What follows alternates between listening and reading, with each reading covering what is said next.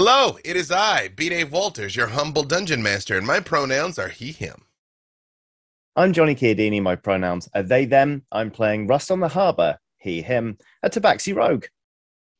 Hi, I am Rhiannon Frost. My pronouns are she, they. I'm playing Sentry, she, and she is a guardian paladin. Hi, my name is Gabe Hicks. My pronouns are he, they, and I am playing Solaak, the Kalashtar Ranger, whose pronouns are also he, they. Hi, I'm Ellen Rose. My pronouns are she, her, and I am playing Merilwen, whose pronouns are she, her, who is a wood elf druid. I like to turn into cats sometimes. Hi, everybody. I'm Mark Hulmes, also known as Sherlock Hulmes. He, him, she, they, whatever you want, really. I do everything, really, myself. And I'm going to be playing Miria Elithren, who is she, her, who is a Silver Nastri elf, kind of a disguised Shadar-Kai elf, necromancy wizard. Hello and welcome to Idle Champions Presents Fury of the Black Rose. This is episode 3, Ember's Notes. I've had such a wonderful time playing with my lovely British compatriots here that I had to come over to England myself. So Yeah, that's why. Yeah, that's why. Expressly why. I was like, where do I have to go and what do I have to do to be closer to Mark Hulmes? And then I'm in a castle. So there you go. Yep. That's how my life has been for all my life. People want to get close, they move to castles. That's how it is. Right. I will say, let me just a little bit of behind the curtain here. I don't have my crazy NASA rig. I have one little laptop here, so I apologize if there's a delay while I'm frantically clicking around trying to find where I've hidden my own stuff that I chose and still will inevitably misplace. So, as always, again, thank you for tuning in. Thank you for voting. We acknowledge that the stakes are high in this campaign, especially due to no small part to those votes. We ask that you please respect our cast, avoid backseating. As I've said before, sometimes people make mistakes. Sometimes they're trying to do something dramatically. Sometimes they just think it's cool. Sometimes I might have asked them to do a certain thing. So even if something seems non-optimal to you, trust that these people are experts and they know what they're doing. In worst case, it will lead to their calamitous doom, which is good for everybody, right? That's how that works. I mean, at least it's good for me. Again, we have the results of the votes. The results of the votes are public. If you know them, please avoid spoiling it in chat. If anybody's made this far, doesn't know the votes, let's just kind of let it all happen organically, and I will call it out at the time, which is fine. As always, the stream code today is Black Rose. Oh, okay, well, hang on. Normally I read it to you and then I give it to you as a spell component, but it is actually spelled differently this time. The code is Black Rose Merilwen, but it is BLCK Rose MERI and then L wins. So Lewin. Rose Merilwen, exactly. For 1 gold Merilwen chest, which will expire on March 13th at 9 a.m. Pacific. We've got some gargantuan giveaways for. Oh, hang on. I really thought I have the thing that is like right over there, but I don't want to risk showing the wrong thing, so I'm not gonna do that. But U.S. and Canada, we have the WizKids, D&D Icons of the Realm, Dragonlance, Shadow of the Dragon Queen, Red Ruin, and Red Dragonnel. It includes the Red Ruin mini and a Red Dragonnel mini. Quebec is excluded from this giveaway. I say again, as I always do, Quebec, you know what you did. For the international giveaway, we have the Idle Champions Rolling Ventures Collection, which is the High Rollers Dragonlance bundle and the Ox Ventures Dragonlance bundle. This prize cannot be split up and is non-transferable. Please make sure to check your whispers when the giveaway closes. The winners will be announced at the end, and we're going to reach out to you via whisper right here in Twitch. Thank you to our moderators, Jay and Jordan.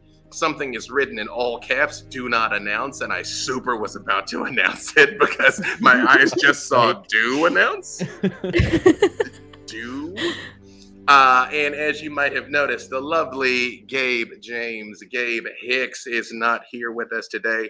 He was caught by traffic goblins. So unfortunately, he's traveling right now. Couldn't make it. We wish him well, and he'll be back with us next week. That's cool because the story will go on if something terrible happens to absolutely everybody else. Hang on one second here. Wonderful. God damn. It's good to have a contingency plan. Yeah. Right. I have a backup plan to my backup plan. Yeah, perfect. Again, I've done so many of these, and you would think I would be used now to, again, not having to introduce you guys, but because they've seen the videos, it's still weird. It's still weird. So, with that being said, let us jump back into our story.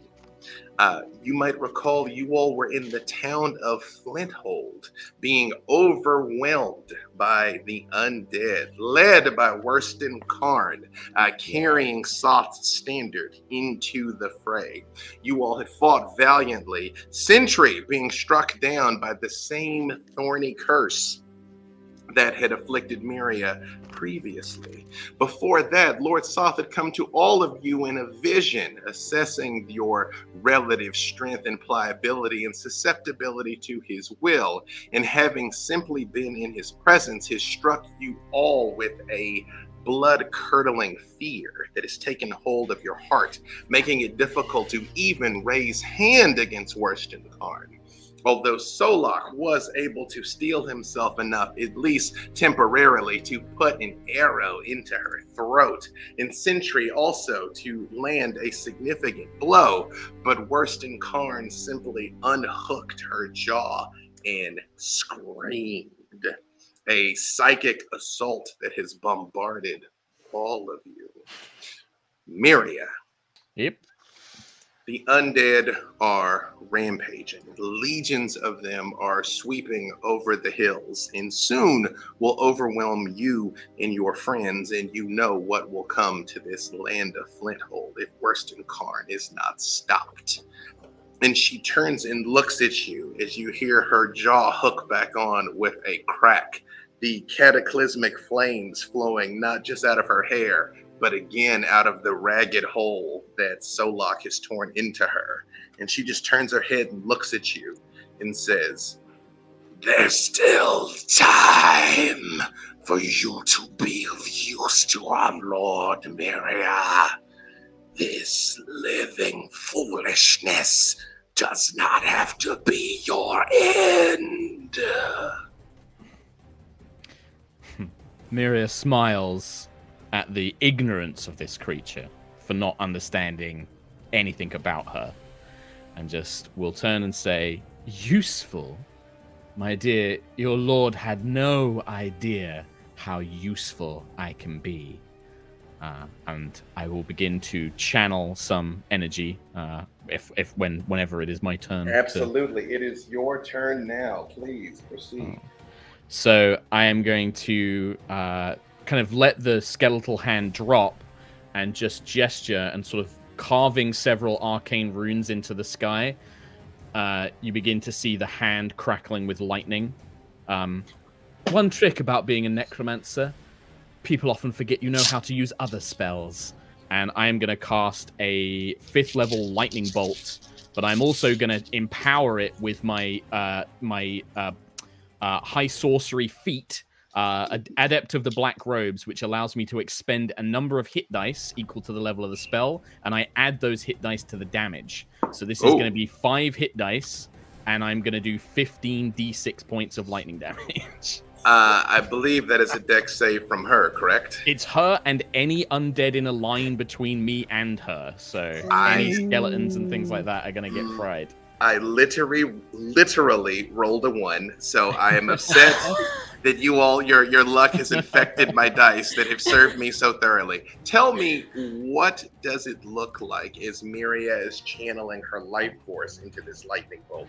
So this is, you watch as the symbol of Nutari, the dark moon, the god of sort of black magic and secrets, begins to softly go green.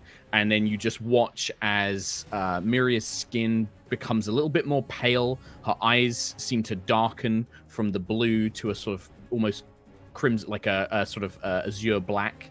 And you just watch as the veins in her still living arm seem to grow black for a moment, and then the lightning just streaks out of her in a line straight to Worston Karn, and 44 points of lightning damage. you see this bolt smashes into her chest, and she looks down at it, Miria, and gives you a look that you've seen in the eyes of many, many people, both living and undead over time, and realizes that her time is up. Oh, is it? As the bolt begins to burn through her chest, she clenches on to Soft Standard and like slams it down into the ground so that she won't fall. And she just looks at you, and she looks at all of you and says, "You think you've won, fools? Flee if you can, for the longer the forces of Lord Soth pursue you before the end, the longer your torment before your demise. But death will come for all 5 of you in the end. You cannot stop the servants of Soth. You cannot hide." That's enough from you. And B-Dave, I'd like to use my reaction to cast Soul Cage on as she dies, to capture her soul as she now expires. So, when she dies, I want to catch this and capture her soul in my soul cage. Necromancer. You again, Miria, you see as the lightning is crackling through her and she's slumping down, leaning against the standard. She has every expectation of finding her way back. Tell me, what does it look like when she awakens in the cage? Well, I think that the image is almost like the lightning coalesces around the soul and then yanks it like a Ghostbusters beam into this kind of prism-like metal cage that hangs off Miria's belt. And you watch the rest of you all see that belt, the cage, which looks like a kind of almost, like a prism, almost like a D8 made of metal. Suddenly there's a green flame inside of it. Worse than Khan, to her image, there's almost like just nothing. It's just void. It's just empty nothing. She's silent. She can't speak. She is aware that she is trapped in it. Her soul is trapped, but has absolutely no power to move or speak or do anything unless I allow it, basically. And I can use, I've got, I believe, 7 charges to do stuff with her soul now. So you are aware of a cataclysmic defeat of your rival here, and all of you witness this. Is the flames that were animating Worston Karn's corpse go out. And it is just a gray, shriveled corpse that collapses to the ground. What happens with the undead? Because I think last time we made it clear that like the undead, without her to drive them, without Worston Karn to drive them, would hopefully collapse or run away, basically. You see, they turn and look, and Miria, you're aware of the intelligence of the whites. They comprehend exactly what's happened. But the zombies and skeletons and Forsworn just kind of start looking around, not fighting with the cohesion that they once did. And the villagers of Flinthold are still fighting back against them. And there's almost like a moment of just split silence as everyone living and dead sort of looks at you, Miria, like, what? And then you all see something unusual. From where Solaak is standing, he looks down at his feet and you see flames erupt. And he turns and begins to move, and he actually reaches out towards you all as the flames engulf him and then spread out like tendrils of fire that just go wrecking through the lines of the undead, skipping all around you and all around the people of Flinthold, just incinerating the dead back into the woods. And when the flames part, Solaak is gone. But another figure is standing there. A tall, brown-skinned woman wearing brass battle armor with a head like a dragon on her helmet, and a staff is standing, and turns and looks and says, I don't know you. I thought when these Outworlders were here that it would be you coming to look for me. Where's Walnut? Where's Evelyn? Where's Kent? Where's Virgil? Is it time to rescue Strix? I'm assuming this isn't one of your companions. I'll look at the ones that I know. None of these names mean anything to you? No. Oh, I've never heard them before. She turns and looks past you and looks at Captain Carstairs, and she goes, I know that one. You flew in the space vessel. And you see the captain is kind of looking at her very wide-eyed and is like, yes, was supposed to help with the Strix thing, little sidetracked, sort of crashed the vessel, nearly killed everybody, didn't. Most of us survived the crash. Half of us have been killed since. That's cool. Don't need to get caught up in the details. A little stranded on Krynn currently. And she turns and looks at you, Miria. She says, you know who I am, wizard. There is something. Do I know who this is? You deeply suspect you know who this is. Miria will, probably for the first time, actually look like there's an ounce of like respect and admiration, and just sort of like, oh, well, Your Highness, I wasn't quite sure. You don't resemble. There is a difference, my queen, Queen Takesis, or another name perhaps you go by. Takesis is fine for now. Something's different. You mean I'm more regal than you expected. I have that effect on people. They don't know how to gaze upon me properly. And Miria will actually bow, like almost curtsying, like politely, as if to a royal. And I will perhaps look up and I would kind of like gesture to the others, like to do the same, like bow. When you all see Miria sort of invite, do you bow to her? Yeah, Sentry wouldn't want to be rude, I guess. So yeah. Yep. Russ does, Merilwen does. Yeah, a deep little courtly curtsy. kind of. When you all bow, she says, oh, good. I didn't know if you all would understand how things worked here on Krynn. So I'm going to do you all 2 favors, possibly 3 favors. Oh. 1, I'm going to let you live. I won't destroy you. That's Most generous, Your Majesty. Good. Most generous. Yep. Thank you. 1 down. you. What was your name, wizard? Miria Elithren, formerly of the Sylvanastry. Miria Elithren. I shan't forget your name. 2nd favor. Information. Good news, bad news, really. Good news, there is one such vessel of your otherworldly things. It landed here some time ago. These Flinthole barbarians, I believe, mentioned something to that effect. The vessel exists. It is to the south. But the bad news is, I don't know that you could reach it.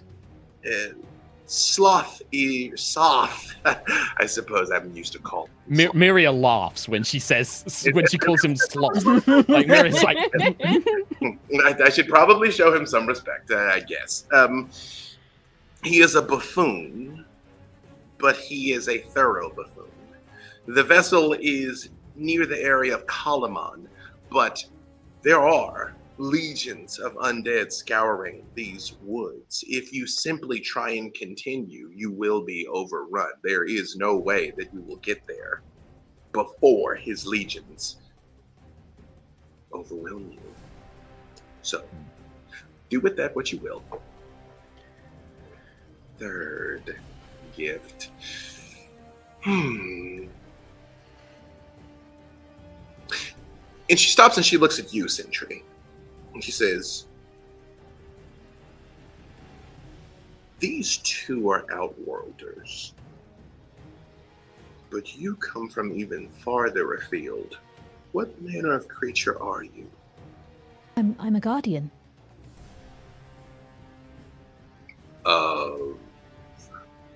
Of Arois?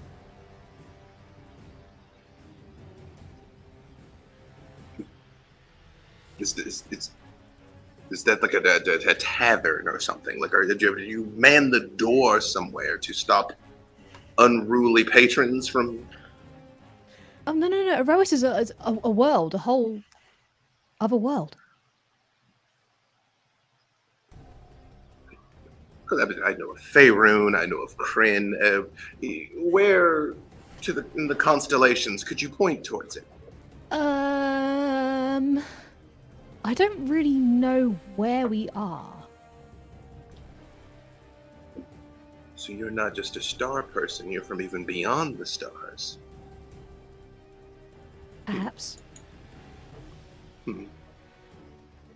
Fascinating. I shall have to look into this, Erois. Perhaps I can pay you a visit once my work is done on Krynn. Well, you seem lovely, so... Of course I'm lovely. Everyone knows I'm lovely. Okay, so, mortals. I'm sure once I'm out of earshot, Miria can tell you more about me. And of course my greatness and my power, as well as my... You've seen my beauty, but Miria will fill you in on the rest. Soth's legions dominate the land, but my forces dominate the air, and they are not inconsiderable, and unfortunately I can't really call them off.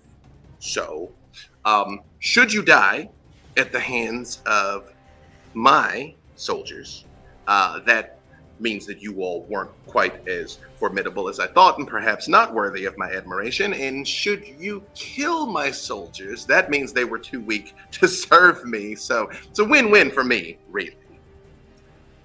But I would like to give you a little bit more of a chance.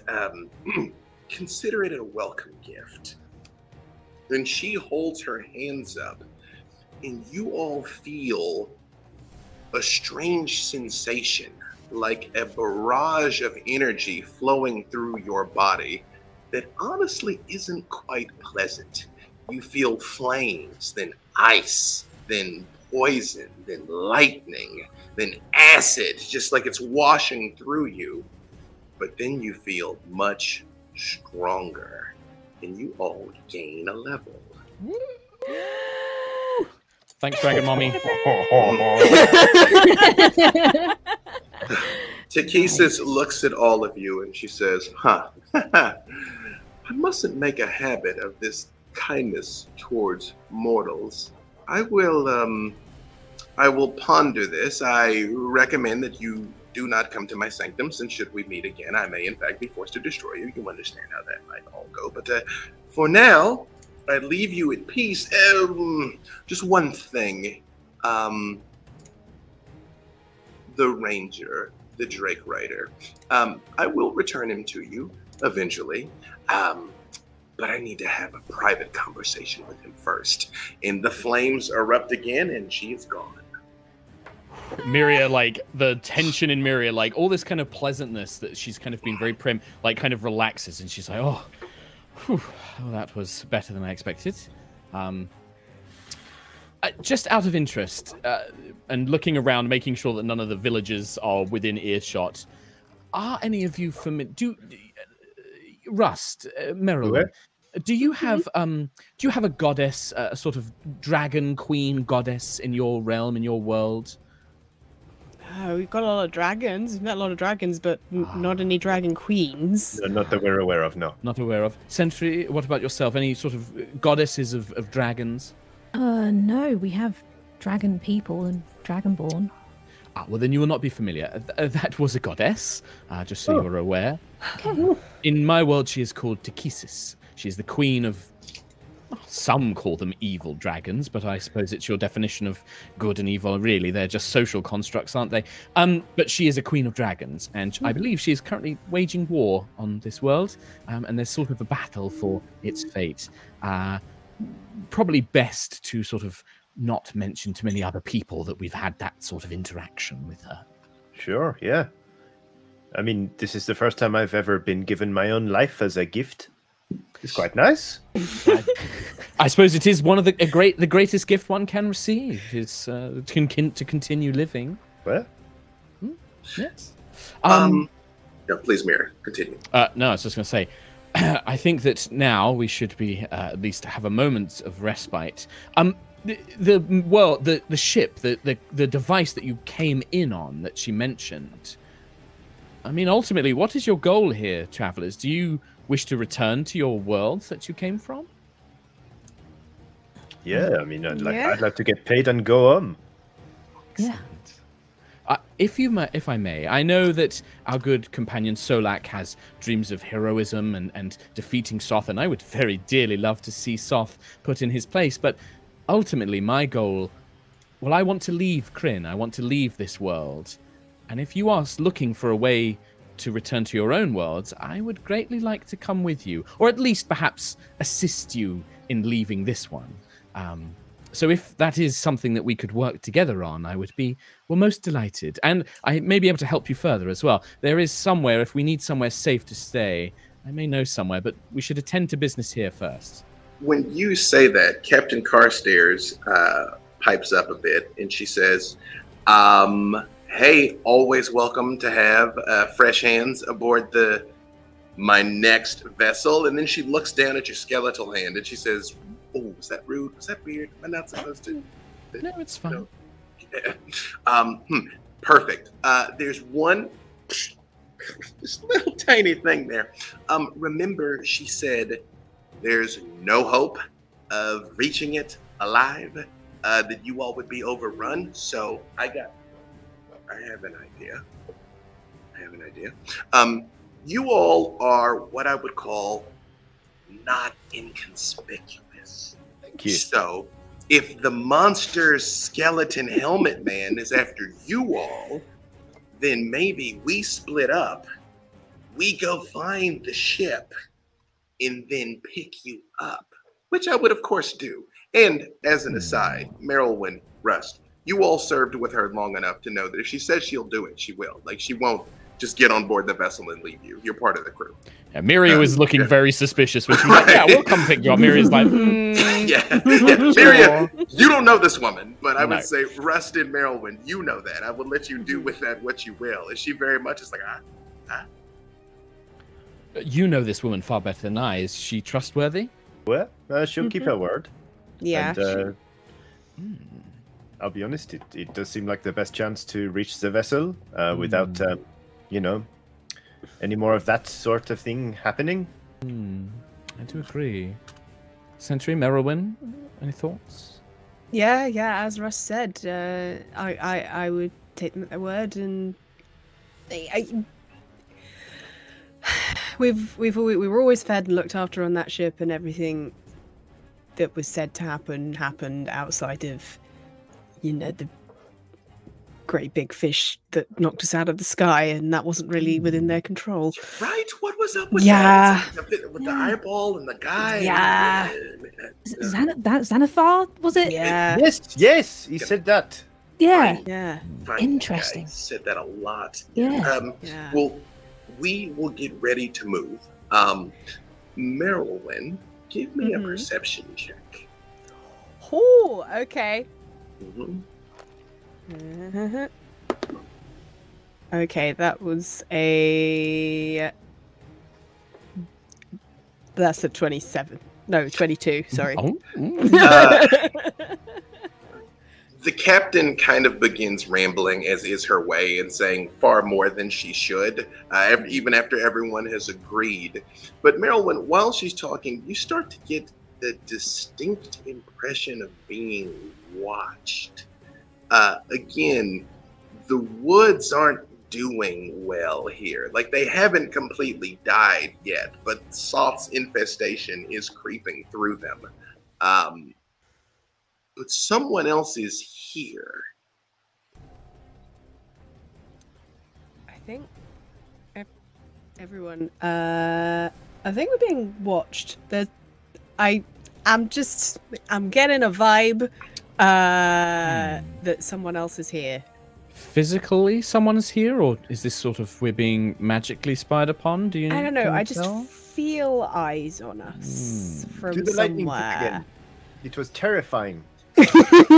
You point me in the right direction, but I need to know where I'm aiming it, my dear. Oh.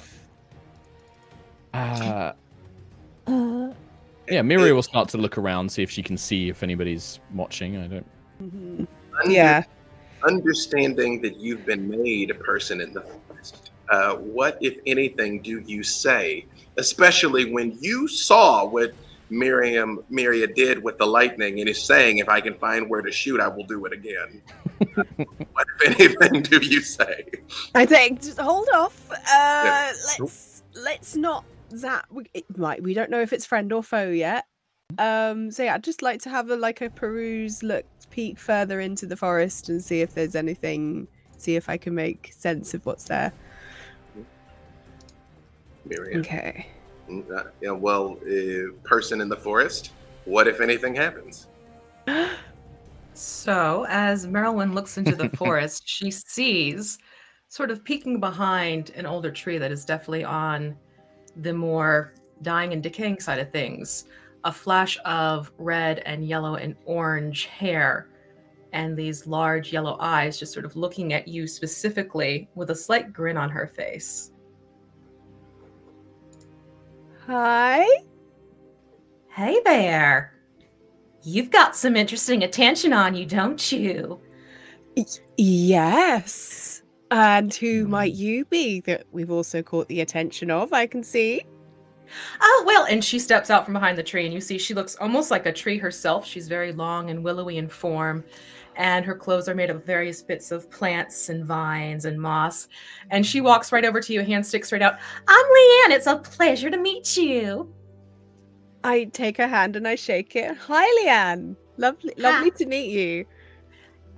So, you're a curious crew. You've got Takesis on one side and Soth kind of both looking down at you and in their attention. Is that wise? What is this Leanne a mortal creature? Is this a dryad? What kind of creature are we looking at? Give me a nature check, Miria. This is kind of your thing, and in Merilwen, you can also give me nature with advantage because this is also sort of your thing. So 20 for me, unnatural 20, perfect. dirty 20, dirty 20, and I have a dirty 24. Perfect. I'm like a filthy 24. Filthy, absolutely filthy. I would say both of you would realize at the same time that this creature is a dryad, but Merilwen, she's very different from what you'd experience back home. But like everything here, it's different, but at least like she feels right. Like I mean, right. the energy of the forest is coming off of her. Mm-hmm. How curious. What sort of... why would a dryad of the woods have an interest in our little affair, my darling? Well, less about you and more about her. And she points to Merilwen. Oh. Okay. She caught my attention. Mm-hmm. Well, I mean, like attracts like, and they feel each other's vibes, and I like her vibing, and I'm here for it. Oh, we're vibing, are we? Oh, I like that. Oh, cool. You remind me of the dryads from where I come from in Gath. Are you a dryad from here? Oh, yes, I am. Oh, you're amazing. You look just so similar and yet a bit different. I love it. I love the look. I love the willowiness. It's just very a little pretty. spin, and you hear like the leaves rustling through the trees. Oh, beautiful. That is absolutely trees and plants are my thing. So I'm loving this. This is great. Now, y'all were talking about needing to go somewhere, right? Yes, we need to go get like a spaceship thing, and just try and not get killed by the undead as we make our way around. That was going to be a problem. I was going to say, if you're trying to go by foot, that's just not going to work. The captain says, to clarify, we'll go get the ship, and you just be like moving targets for everybody, so they don't murder us, and then we all can leave. Well, then, if that is the case, we should probably go in the opposite direction that they need to go in. Correct? Yes. If they are going one way, we should go the other. Yeah, you know what? Your plan sucks, Captain. Excuse me, leaf person. My plans are always incredible. No, name is Leanne. Yeah, and I actually have an option that might be a little bit more appealing for them, so they're less moving targets on the ground for, massive undead. Hey, great, awesome. So quick aside. I'm into this. I dig this. I like her whole entire vibe. But we've been chased by gods and monsters and zombies and stuff, and then the Queen of the Dragons was just here. So we're gonna skedaddle. We're gonna scoot. I actually don't even want to know where you guys are going, because if we get caught, I don't want them to have to torture us to tell. Because if somebody were to start harming me, I might sell out anyone and everything to save myself. So I just don't want to know. Good luck. Appreciate the honesty. I appreciate that as well. Yes, I can't decry you for that. I feel like I would be in the same boat. So, right. So I'll let you know. We're just gonna. Well, should we not hear out Leanne first, Captain? Or we gotta split up either way. We can't. Sure. We're just gonna. What's that over there? And then she does a very bad job of sneaking away. The moment she's like, what? Safe travels. Bye. Right. Bye. You see the remaining crew. They do just kind of look like they're the strong ones. Okay, bye. And you see the remaining crew of what was once the Light Fantastic do start heading to the south. Sentry? I wish to climb the tree, woman. Hold me back. I'll hold you back. Don't worry. I've got you. Leanne, again, I think we've established that if there are tabaxi on Krynn, they're incredibly rare. How does she react to seeing a cat man? Oh, very curious. She kind of walks right up to Russ and are you sort of stuck in in between, like you forgot you were a panther and then you went to go back to human but then got distracted? No, this is my normal coloration. This is how I was born. I just sort of am like this. Yeah, he's not wild shaping. This Okay. is my friend Rust, and he's a tabaxi, and they're a kind of cat humanoid person. They're that's nice. nice. Lovely. Okay. This one is particularly nice, and I give Rust a little pat behind the ear. Similarly, Sentry looks like she's made out of wood, wood and metal. So again, unique experience, Leanne. Okay, so how about you and I, Mr. Kitty Friend, we have this agreement. Scritches with permission. I'll scritch you with permission, you scritch me with permission, okay?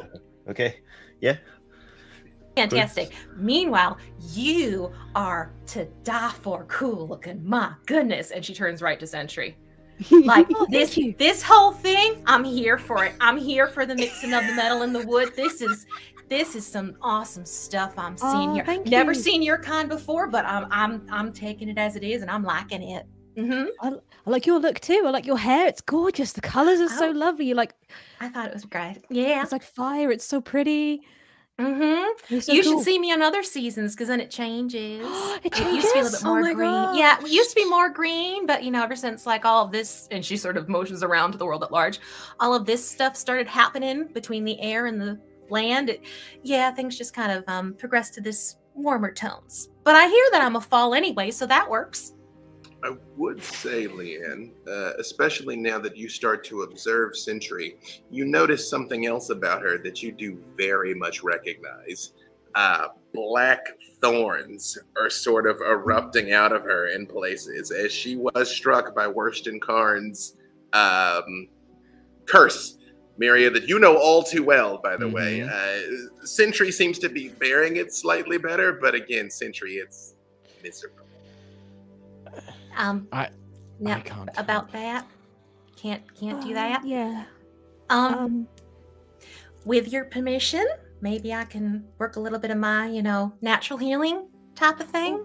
Yeah, if you could. They're quite uncomfortable, actually. Oh, I'm sure. I mean, I don't like it when I get those vines that have the bristles on them and everything like that. I can't imagine what the thorns are doing. So here, if you don't mind, if I could just have, you have hands, right? Yeah. Well, they're tentacles at the moment, but okay. That's a whole different question for later then. Sentry, when you say they're tentacles actually, and you look down, they're not. Oh. You actually didn't notice when it changed. Hadar didn't say anything. It's just you were fighting, and then you have hands again. They were tentacles, but now The energy did dissipate during the battle. I felt like just at the end there. Oh, yay! We don't want the tentacles back. I'm hearing that scream. No. Good, because I can't do that. Okay, that's fine. That's not my purview. Okay, well, hold on tight, and she'll just grasp your hand, Sentry, and the leaves start dancing up from around the ground and swirling around the two of you, and you feel these thorns sort of dry off and then just fall from your form as she removes the curse for you. Oh, thank you. Oh, that's amazing. Feels better, You're huh? amazing. Oh, I'm just me. Don't worry. As Keep being you. delightful as this is, I must point out that we are still somewhat in danger. There are more undead in the forest, and we do need somewhere to go. Right. So, like I said, I have a means of transportation for you, as long as you don't mind. I mean, it might be slightly familiar for you, but your friend just kind of up and went away. So, tell you what, I'll just bring my friend out. And she makes this high-pitched whistle, almost like, wind blowing through the cracks of stone. And you suddenly see forming next to her, again through another swirl of leaves, but it's a stronger mass of them, this form of a dragonnel starts to take form. And it's also of golds and oranges and reds. And it's actually made of these leaves and bits of branches and everything that's pulled up off the ground. And when it's done, you see this, what looks like it could be a dragonnel that is of the topaz descent. However, this is clearly plant-based as a creature. For anyone not familiar, a dragonnel is basically a horse dragon. It's kind of like a horse with the head of a dragon in but the very similar physical dimensions. And you all see this thing springs into existence and just kind of like looks at all of you, and then just kind of like dips a wing for you to get on, Leanne. So this is Arden. Arden and I, we're very good friends. We've been together forever. He's going to take me where I need to go, but y'all need something for each of yourselves. So, and she puts her fingers between her mouth and makes this loud whistle sound.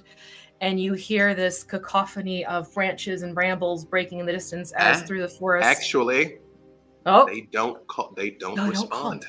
Oh, you call, they don't answer. You know where they Stop. live, and they live far from here. Oh, okay. So tell you what, and she whispers into Arden's ear, and Arden kind of nods. Y'all want to come on board? Merilwen's like, yes. Arden kind of like looks at all of them and leans, and you see when Sentry goes to get on, he visibly is like,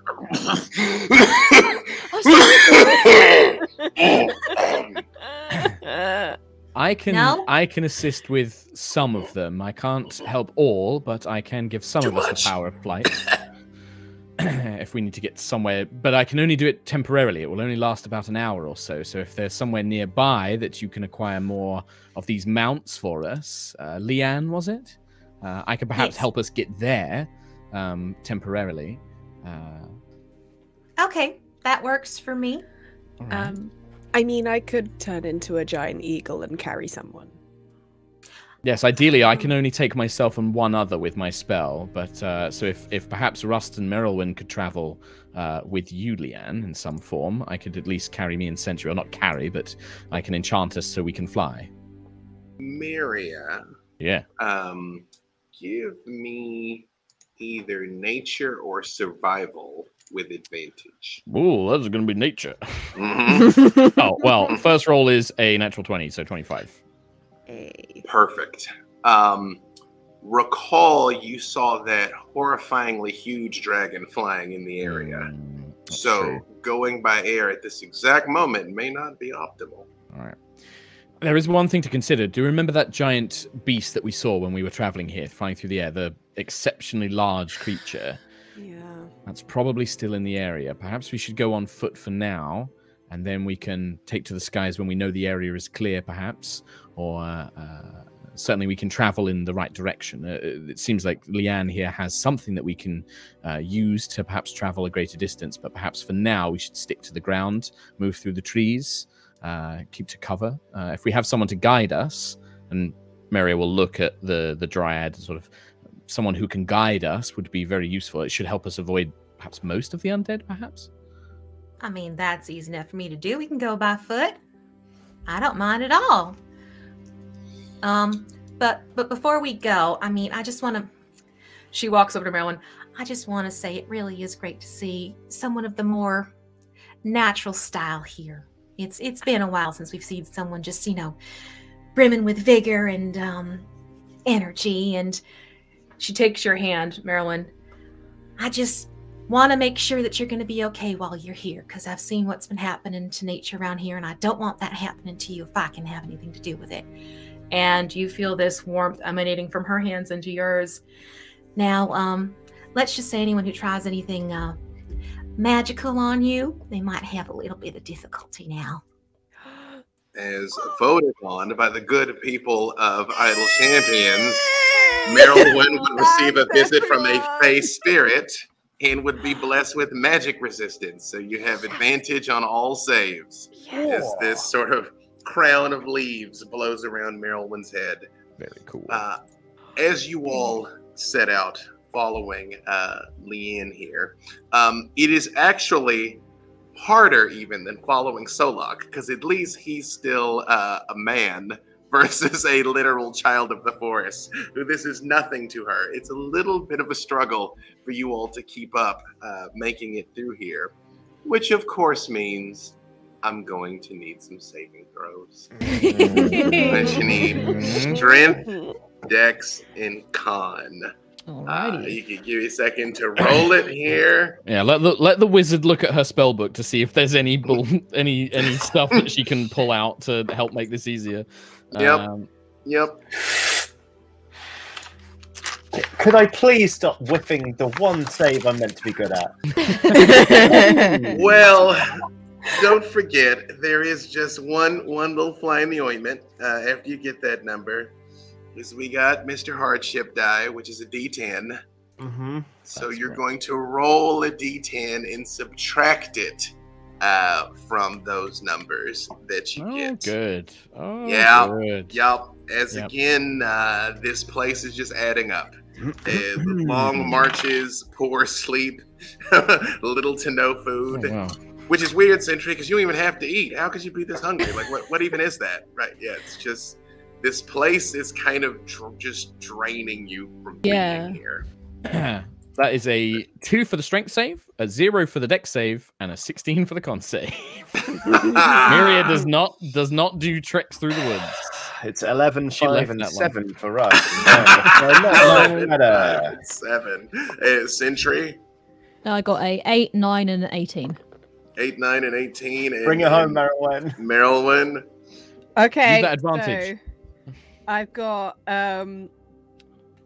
a 14, an 18, and a 12. Okay, so good news, bad news. Let's start with the good news.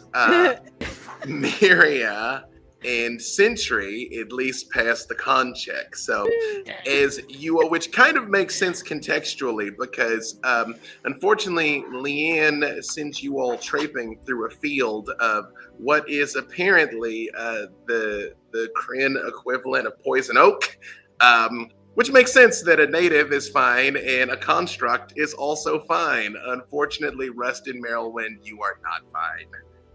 Is you just get very, very itchy from these leaves moving through. I'm starting to suspect life in Geth hasn't prepared us for true hardship.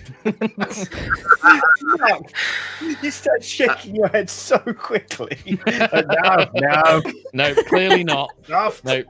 For I'll leave the one that you all failed. For the dex save, I believe Merilwen, you did pretty well on the dex save. I think. Yeah, 18. Yeah. There's a river crossing, a river snaking across the trail, too wide to jump, too fast to cross. with a makeshift raft and too cold to swim. So you must step lightly along a path of slippery stepping stones or fallen trees to get across. Dave, can I just cast fly so I don't have to make this deck save? I will spend the 3rd level spell slot so Miria doesn't get wet. Like, she would just be like, I am not going in that, and just hover across the river if I can. You know what? In the spirit of egalitarianism, I leave it to chat. Chat. Oh, come on. If Merilwen can fly and keep her dignity, put a 1 in chat now. Yeah, please. If she has to live with the consequences of that failed deck save and plunge headlong into icy waters. To a river, I would cast fly and fly across the river. In chat. Yay, chat, yay. Does it look like 1 is winning? Yeah. It looks like Fine. Yeah. Fine. What is Let this the mercy? mage. Who are these people? What is Take me with you. You know? Oh, I'm too weak to take anybody with me. Sorry, West. You know? Wait, can I use my bow? Just to shoot Miria down. You know? I'll see you in hell, Miria. You can do this on one condition. Describe for me that she begins walking across and it is going poorly. And she saves herself with her magic. Describe this. I think that would be like she would, because I think that Miria is she's intelligent enough that she wants to save her magical energy because she knows they're in a dangerous situation, and so she tries to kind of cross, and she's like scooting along, and then just the kind of heel, because she wears like pretty solid heels and things like that, not the clothes that are not meant for traipsing through a forest. And she just goes to slide and just immediately throws her hands out, and with a quick kind of like draconic word, whoosh, just stops in place and then zoop, flies up and then just slowly levitates herself across to the other side. But definitely is trying to look cool, like oh, I didn't slip, I'm fine. As you slide and instinctively your magic erupts out of you, it shatters the log, sending Sentry and Rust. That's fine. Plunging into the cold water, which I know is Rust's favorite thing. How does Rust react? I'm gonna say, Sentry, you just sink right to the bottom and then just walk across. But Rust, I think Rust goes up a size, like just goes, and he's scrabbling for the bank. Oh, if I'm on the bottom, can I like put my hands up so Rust can like stand on my hands? Absolutely. In the last challenge, which unfortunately you all failed, is the cliff crawl. A trail leads up and down a set of treacherous cliffs, requiring that you endure an arduous climb or a tough march around. And it's just bad. You slip and bang knees and scuff elbows, and it's just hard. Put your fingers in holes where something bitey is in there, and it's just a miserable slug. Which, unfortunately, each of you still failed at least 2 of these saves. Yeah. Which means the cumulative penalties of this place are adding up now, and you gain another -1. To everything. As Krynn itself is just beating the life out of you. But thankfully, Leanne, first, Leanne, you tell me how it feels, because this is nothing to you. And you see these people who, again, the gods themselves have their eyes on, are just struggling to make it here. Y'all doing okay? Y'all, No. Yeah. Is it like in your world, are things just easier in general? Well, we have is roads. there a learning curve happening here? I mean, we have roads too. Oh, okay. Well, maybe if there was more of a curve on that cliff, it wouldn't have been so horrible. We'd have just walked a bit. Yeah. I'm sorry, I'm being rude. Sure. a sad waterlogged tabaxi right now. Yeah. I would feel bad enough as Miria that I would start using prestidigitations to start drying rust and I'm very sorry, my dear. I didn't know that was going to break the log and she would sort of also she doesn't want to smell wet cat for the next few hours. So she's drying him with the prestidig. So it's like a little soft blow dryer just all over his fur and just Miria, if I were not nearly 7 feet tall, I would be weaving through your ankles right now. Very lovely to hear, my dear, but I do feel bad, so would it be appreciated if we sort of set up camp and maybe rested for a little bit? Because this is actually a good little clearing that I know tends to be a little less traveled by others. Sounds like a good idea. Seems like a good idea, yes. And I'm going to try and avoid us from the problem that we had last time, and I will cast Private Sanctum on wherever we take a rest, which will kind of hopefully keep us a little bit more hidden, and also hopefully try and prevent anybody from tracking or scrying on us as well. For people not familiar with the spell, what is Private Sanctum do? Yeah, so it basically creates, it's a 100-foot area, so 100 foot on each side, a big cube. Sound can't pass through the barrier. It appears dark and foggy from the outside, but we can see through it, so we can see the surrounding area. Sensors created by divination spells can't appear inside it or pass through it. Creatures can't be targeted by divination spells, and they cannot teleport into the warded area either. So it's kind of protects us from any kind of magic and stuff like that, trying to spy on us and things like that, and also makes it a bit easier for us to hide and keeps fires from being seen and things like that. So if it's a little campsite, Miria would walk around the outside of it, and you can see her just kind of maybe maybe salt powder in a big sort of circle around the campsite, and then this kind of dome, almost like a glass orb, kind of encapsulates the area, passing through harmlessly through the trees and things like that. In really, for the first time, and I guess you're pushing the 72-hour mark now that you all have been on Krynn. This is the first moment that you've had that you felt even a semblance of safety. As Muriel puts up these particular arcane wards. That should at least keep us safe for a little while.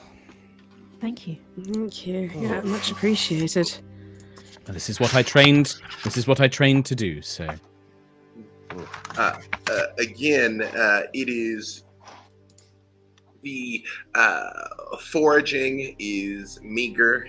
Again, even Leanne, that theoretically there should have been an abundance of fruit and game that's just not here. Again, as Soth's presence is literally choking the land. So you all prepare for bed. Once again, still not quite with a full stomach. But Leanne, you do have a moment where you can kind of pull Merilwen to the side a little. So Leanne will be sitting on the ground and kind of scooches over and pats the ground, looking at Merilwen. Come sit. Okay. Merilwen's yes, I want to talk to the tree lady. So, you mentioned you're from someplace else. Where was that again? Oh, we're, me and my friend Rust over there, we're from Geth. That's, Geth. Okay.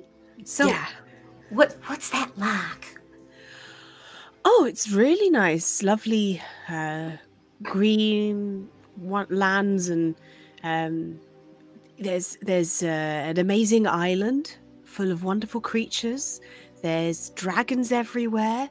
There's a cool old city that is sort of a little bit run down, but it's powered by the heat of a dragon. And there's if you go up, there's the snowy north, and there's all sorts of wonderful people, and the rest of our friends there as well. It's great, and hopefully they're having an easier time of it than we are right now. That sounds absolutely lovely. I haven't seen green in ages. Well, if it weren't for the dragons, I think I'd forget what that color was, to be honest. Oh, it's rather nice. I do miss it. The land here doesn't. It seems to be losing something that it used to have.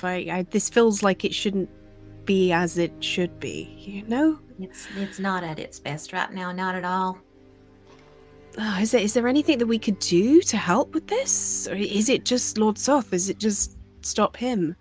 It's definitely, you know, Mr. Thoth having his way with things and just making life miserable for everyone here. And it's frustrating. I've lost so many of my own companions, and you know, it was good to see you with a group of people who are all working together. I remember what that was like, and now I'm lucky if I see another one of myself running around within a stone's throw.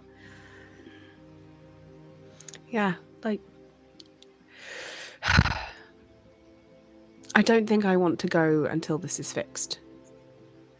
I want to make sure that this place is better first, before I go back to Geth. Because you should be able to see your friends. You should have this. You should have companionship. I mean, you're more than welcome to stay with us for as long as you like, as long as you feel you need to. And we'll all look out for you. You've been already an amazing help getting us somewhere safe. And yeah, like this, it's frustrating. It's frustrating seeing all this life being choked out of the land. It's there's so many things that I wish I could just do, but where can we even start? And Lord Soth, I froze when one of his minions was fighting us. She screamed at us. I didn't know what to do. I was just, yeah. How can we help? Something tells me just by being yourself, now I get why you're here. Merilwen kind of just feels a bit like, oh, I think that was a compliment. I don't know how to say that. Thanks.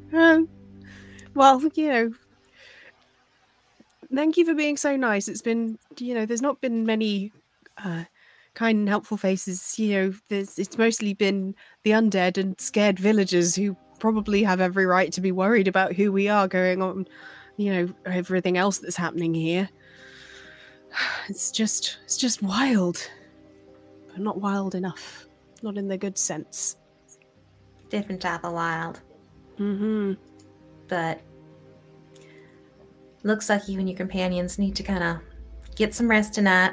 Clearly this, and she motions around them, this will be of some help, and I'll sort of keep watch. Arden's kind of wandering around doing their thing on the outside just to make sure. Yeah. I'll know if there's anything untoward coming from him. Mm-hmm. I appreciate it. Yeah. I love him, by the way. You need to teach me how to summon them, because they're cool as heck, and yeah. If you can. Great. Also, I'm going to try and start a fire, get a bonfire going over there. I got that. You rest. Okay. Really. Okay. As you all are settling in for what is hopefully a more peaceful night of sleep, Miria, Sentry, Rust, do you do anything before you bed down? So I would maybe look at Sentry and Rust, because I can see Merilwen's having this conversation with Leanne. One of the things I wanted to ask you, that Worston Khan, the one that was attacking us earlier, I have the ability to ask them questions that they must ask me answer truthfully. I can also potentially see somewhere that they knew when they were under the service of Soth. I was going to use it to try and see if I could gain some information, find out where Soth is going to strike next, perhaps, or something like that. Would you think that to be a good idea? Well, yes, of course. Yeah, absolutely. Is there anything you think that I should ask instead, or? I mean, any weaknesses, I would say, but to be honest, after the way you handled Karn, Soth is far greater than Karn is. Karn was a loyal knight in Soth's service once, a banner bearer, but Soth has powers that I've never seen a necromancer wield. He's able to do things that I've never seen any other mage do. I'm not quite sure, but I could certainly ask. But maybe perhaps we could do that another night. I have 6 of these questions or abilities. I can use it up to 6 times. So. Well, then yes. If we're meant to be making a distraction, then where he's going to be next sounds pretty good. All right, I will attempt that. But if anything goes wrong, do rush to my rescue, won't you? And she'll just sort of smile at the two of them. And then, yeah, B-Dave, I'd like to use part of the soul cage spell is to use Query Soul. You ask the soul a question, receive a brief telepathic answer, which you can understand regardless of the language used. The soul only knew what it knew in life, but it must answer you truthfully and to the best of its ability. But it's no more than a sentence or two, and it might be cryptic, so you can kind of go with it. But yeah, Miria would just sort of hold the cage up and stare into it and say, "Ken, where will Soft strike next?" Put in the DM on the spot. You being true. I'm like hashtag foreshadowing. Yeah. You feel her fighting this with everything that she's got, but you know it is meaningless. It is like when you catch a crocodile that just goes into the death roll, thinking it's going to get out. And you know that it just won't. And my lord is inevitable. He will strike from the skies. He will use the Dragon Queen's power against her.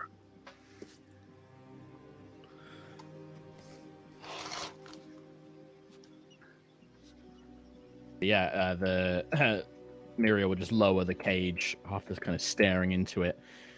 Cryptic, as expected. He will apparently strike from the skies and will somehow use Queen Takisis's power against her. That is exceptionally valuable information. Should we encounter Her Majesty again, it may help us earn her favor, and that is something we want to stay on.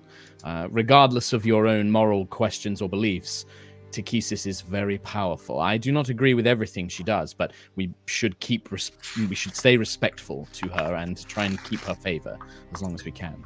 Miria, give me a wisdom check, not a save. Okay, and just you can give it with advantage. Okie dokie. That is going to be 16. Is you were saying this here, Malleus comes flying over and lands again and drops a squirrel that isn't quite dead, just to kind of watch it get away, and it's like, it fights so futilely, and just sort of pounces on it and then lets it up again to just go for a minute. And you realize something. In a manner of speaking, he's using Takisis's power against her. It's just the death dragons, perhaps. And then he does breathe his cataclysmic breath, which, Leanne, you've never seen. Is terrible. This squirrel that lays there dead, the breath washes over it, and it begins to slowly rise again. An undead squirrel. And he's rise, my legion, join my armies. For those of you that don't speak Draconic, he's just very dramatically like, Malleus,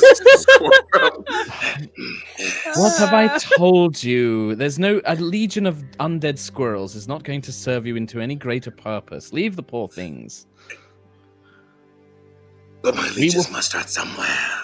We will find you a better legion at some point. Come.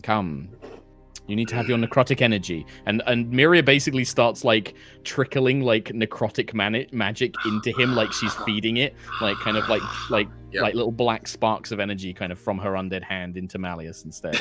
Almost like holding him like a baby, like holding him and diggling. And he turns into baby. When Mary has this, again, he's not much bigger than a cat, but he's all spikes and decay and flame, but he's baby when she starts to feed him. Rust, Sentry, anything before you bed down? I think Sentry would do a little pulse of divine sense just to make sure the area is just secure before she thinks about bedding down. Again, no undead celestial fae or fiends close enough to be a problem. But again, similar to what Solaak experienced, although Solaak was literally in the eye of the storm at the time, for you, it is almost like the storm is coming. Like, you know, there is almost incalculable amounts of undead around, but not imminent, essentially. Okay. A little trickle of comfort, but not too comfortable. Nice. As you all do finally bed down against Sentry, you enter your low power mode. Leanne seems like she's posted up on a tree, sort of watching over all of you. And sleep begins to fall. Merilwen, you find rolling through your minds, I've got to do something. But he was so strong. He was so strong. It's like I can't run from him, but can't beat him. And as Merilwen begins to doze off to sleep, what happens? Just, Oh no. I'm not asking you, Merilwen. Has a nice time sleeping. Well, so Merilwen has something sort of, I guess, a vision, you'd call it. And it starts off, and at first, it's like Merilwen is just looking at a wall of bones. You've got like some ribs there, but like it's like they are just structurally holding back just, you know, like vertebrae and like, you know, metatarsals and you know, just like bone chips and teeth and all this kind of stuff. And then from below, there's a sudden like spray of water that seems to sort of like rise up and then sort of drift down in a fine mist. And sort of the picture in Merilwen's mind's eye sort of pulls back, and you see that actually these bones are standing upright, and they're on top of a large body of water, and they actually raise up a little bit and then crash down into the waves, essentially. And as the picture continues to emerge, you realize that this is the prow of just an enormous ship that is made entirely from bone. You continue to sort of pan up, and well, you see a few things. You see, firstly, some like a pair of legs in sort of black armor, standing on the deck, and it kind of resolves this image, and you realize it's Lord Soth at the prow of this ship. But the sky above you, or above him rather, is not that you've become accustomed to in Krynn. It's Geth. In the background, you can see a sort of a landmass, and there's a bay with sort of a very large city that's kind of, the coastline is dotted with all sorts of like tombstones, and it looks like kind of a large necropolis. And then you realize, you sort of see an indistinct figure kind of walking up behind Soth, coming to join him at the prow. This figure stops just before his shoulder and lowers her hood. No way! I'm afraid, Way, you recognize Drow sorcerer Liliana herself. Seems to have buddied up with Soth. I can't, like, obviously you're feeling quite uneasy about this. Not least because the deck is arrayed in undead warriors just standing there, heading towards Geth's largest landmass. But also, again, as the camera sort of continues to pull out, you can see other ships following in like a flying V. But then this vision sort of starts to pull up and around a little bit. And then coming directly for this fleet, you see another ship. And it's one you know very, very well. You've served on it for a long time. Your dearest friends crew this ship. And you can see behind them, they also have ships. And Yes! Oh my gosh, we have a fleet. it's a brief glimpse, but you're fairly certain that Soth and Liliana just might be outnumbered. And as they continue to kind of crash through the waves and storm towards one another, you've got these kind of rolling clouds going ahead of Soth's fleet with darkness encroaching on the sky.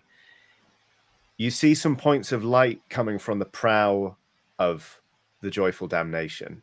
You see sort of two twin points of just crackling green energy. And you swear, and to be clear about this, is not entirely, no one's entirely sure who's making the column of light come down from the sky, because everyone can do moving. But it does look like there is a gathering column of light that is just starting to like, and then the vision disappears. Oh my gosh. Prince always looks so cool with Eldritch Blast. Merilwen, when you wake up from this, as the first little bit of the light of dawn is breaking over the horizon, you realize there may be some hope left after all. Yes. We can do this. We can do this. I'm feeling less hopeless, and I think of the strength of my friends and the things that we've overcome, and the strength of the new friends that I've made here, and like what I've already seen them or be capable of doing in the short time that I've known them.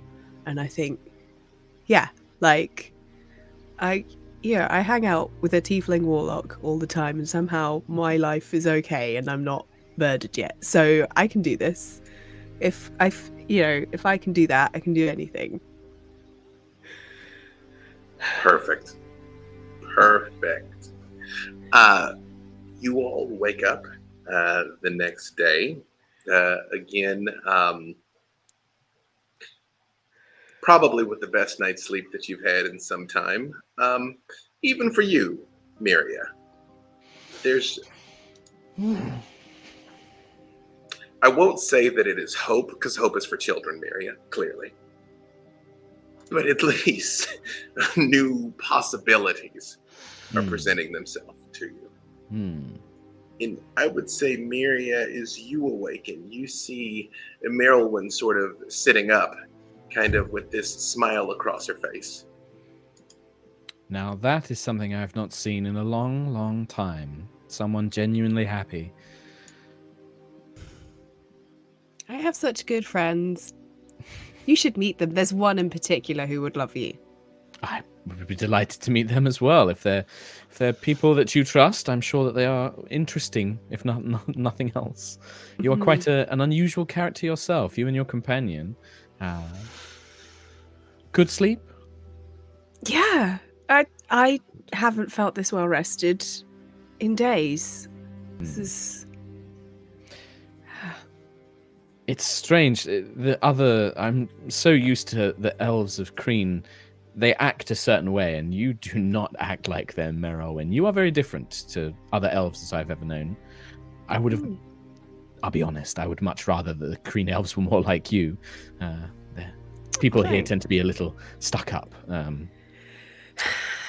We do have some stuck up elves in Geth, but usually, I had some people in the forest that I lived in who were absolute, sticklers for having to play by the rules and do all the old customs and traditions, and it has to be done the elf way. And I know that you are describing my family to a T. I know that very, very well. Well, fortunately for me, my family were like, if you want to go out and travel and adventure, that's fine. We do have some, very forward-thinking people within our home, but not everyone. Some people do get stuck into the traditions, and I prefer being a bit more laid back. You're very lucky to have a family that encourage that. I'll just say that. But I am.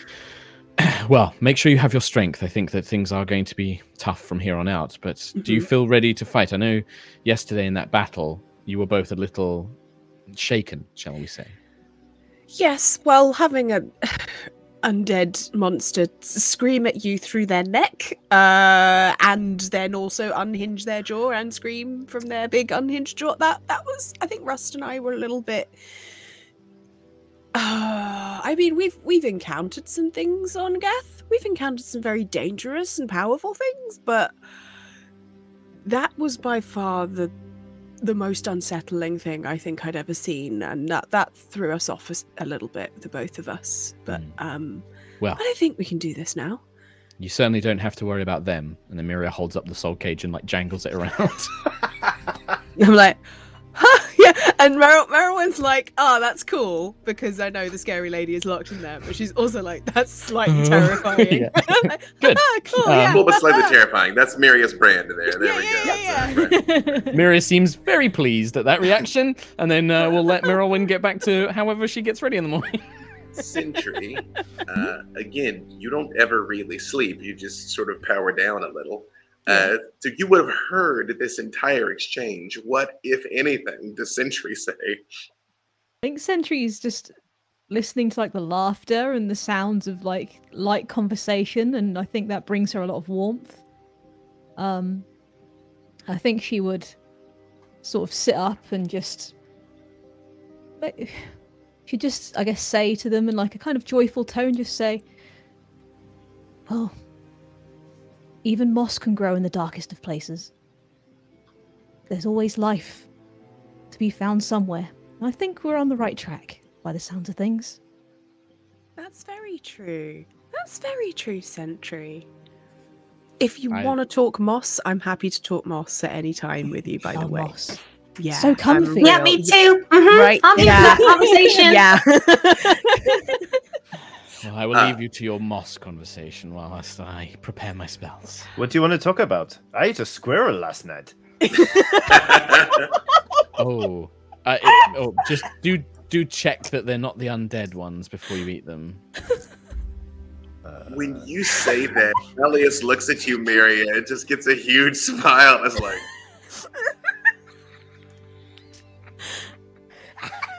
I'm not sure about that smile. Just watch your stomach today, Rust. If you start feeling a bit uneasy, do let us know. Oh, I'm feeling uneasy. as you all set out, it's easier this time. Maybe it is that you got a good night's sleep, or maybe something is slightly changed. It is not quite so hard a going as you make your way through the woods this time. It is almost like, again, the clouds still never quite part, but at least there's the odd shaft of sunlight coming through, that it is almost like, again, it's like hope springing slightly. All of you give me perception checks, please. Hooyah. Let's count. Oh, wow. Huge. Wow. 19 for me. I roll with my dice. 19. 16. 16. 30. Is it a 4 Sentry? And a 4 and a 4T. 30. Yeah. 30. 30. Didn't quite get 40. That would be amazing. Nearly. It's like Sentry has radar going out, and Merilwen has radar that is also in slow motion. You know, it's like, if you remember that scene in Justice League when Flash is running, but Superman's eye just turns and looks at him. You know, like that's the perception between the two of you there. You all detect this before anyone else. The creak of wooden wagon wheels, accompanied by snarling laughter and voices calling out that are speaking in a broken, very heavily accented common. You hear multiple individuals talking to each other. Oh, getting mighty tired of shaking down these useless wood folk.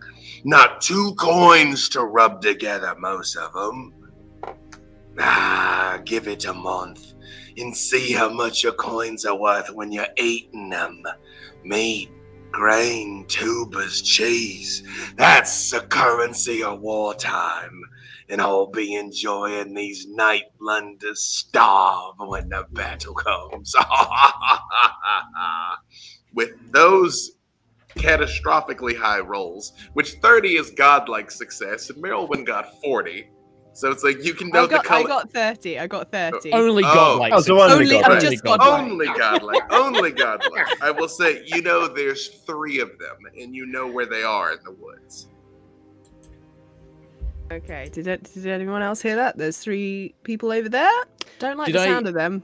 B-Dave, could I pick up, like, you said it was heavily accented common. Would I know Merilwen, Miria being from Krynn? Like, can I tell who was maybe speaking or what kind of creature or something it was? Because Mark has suspicions, but... It's somebody that normally speaks Draconic, but is speaking common. So I think Miria would say, like, Draconians, likely from one of the dragon armies, some of Takisis's forces. They're waging war on this area. But the queen herself did say that she didn't mind if we killed her minions. So they likely have supplies, and ours are getting thin. Maybe something we may want to consider. It also sounds like they've been plundering the area around here. Leanne, my dear, have you had people attack here? Have you had the Draconians attack? Is the sky over our heads? Then yes. Yes. Then likely we're looking at looters or bandits. If there's only a few of them, then I can't imagine that they'll be an organized force. Would you like to head towards them and take a look? Yeah.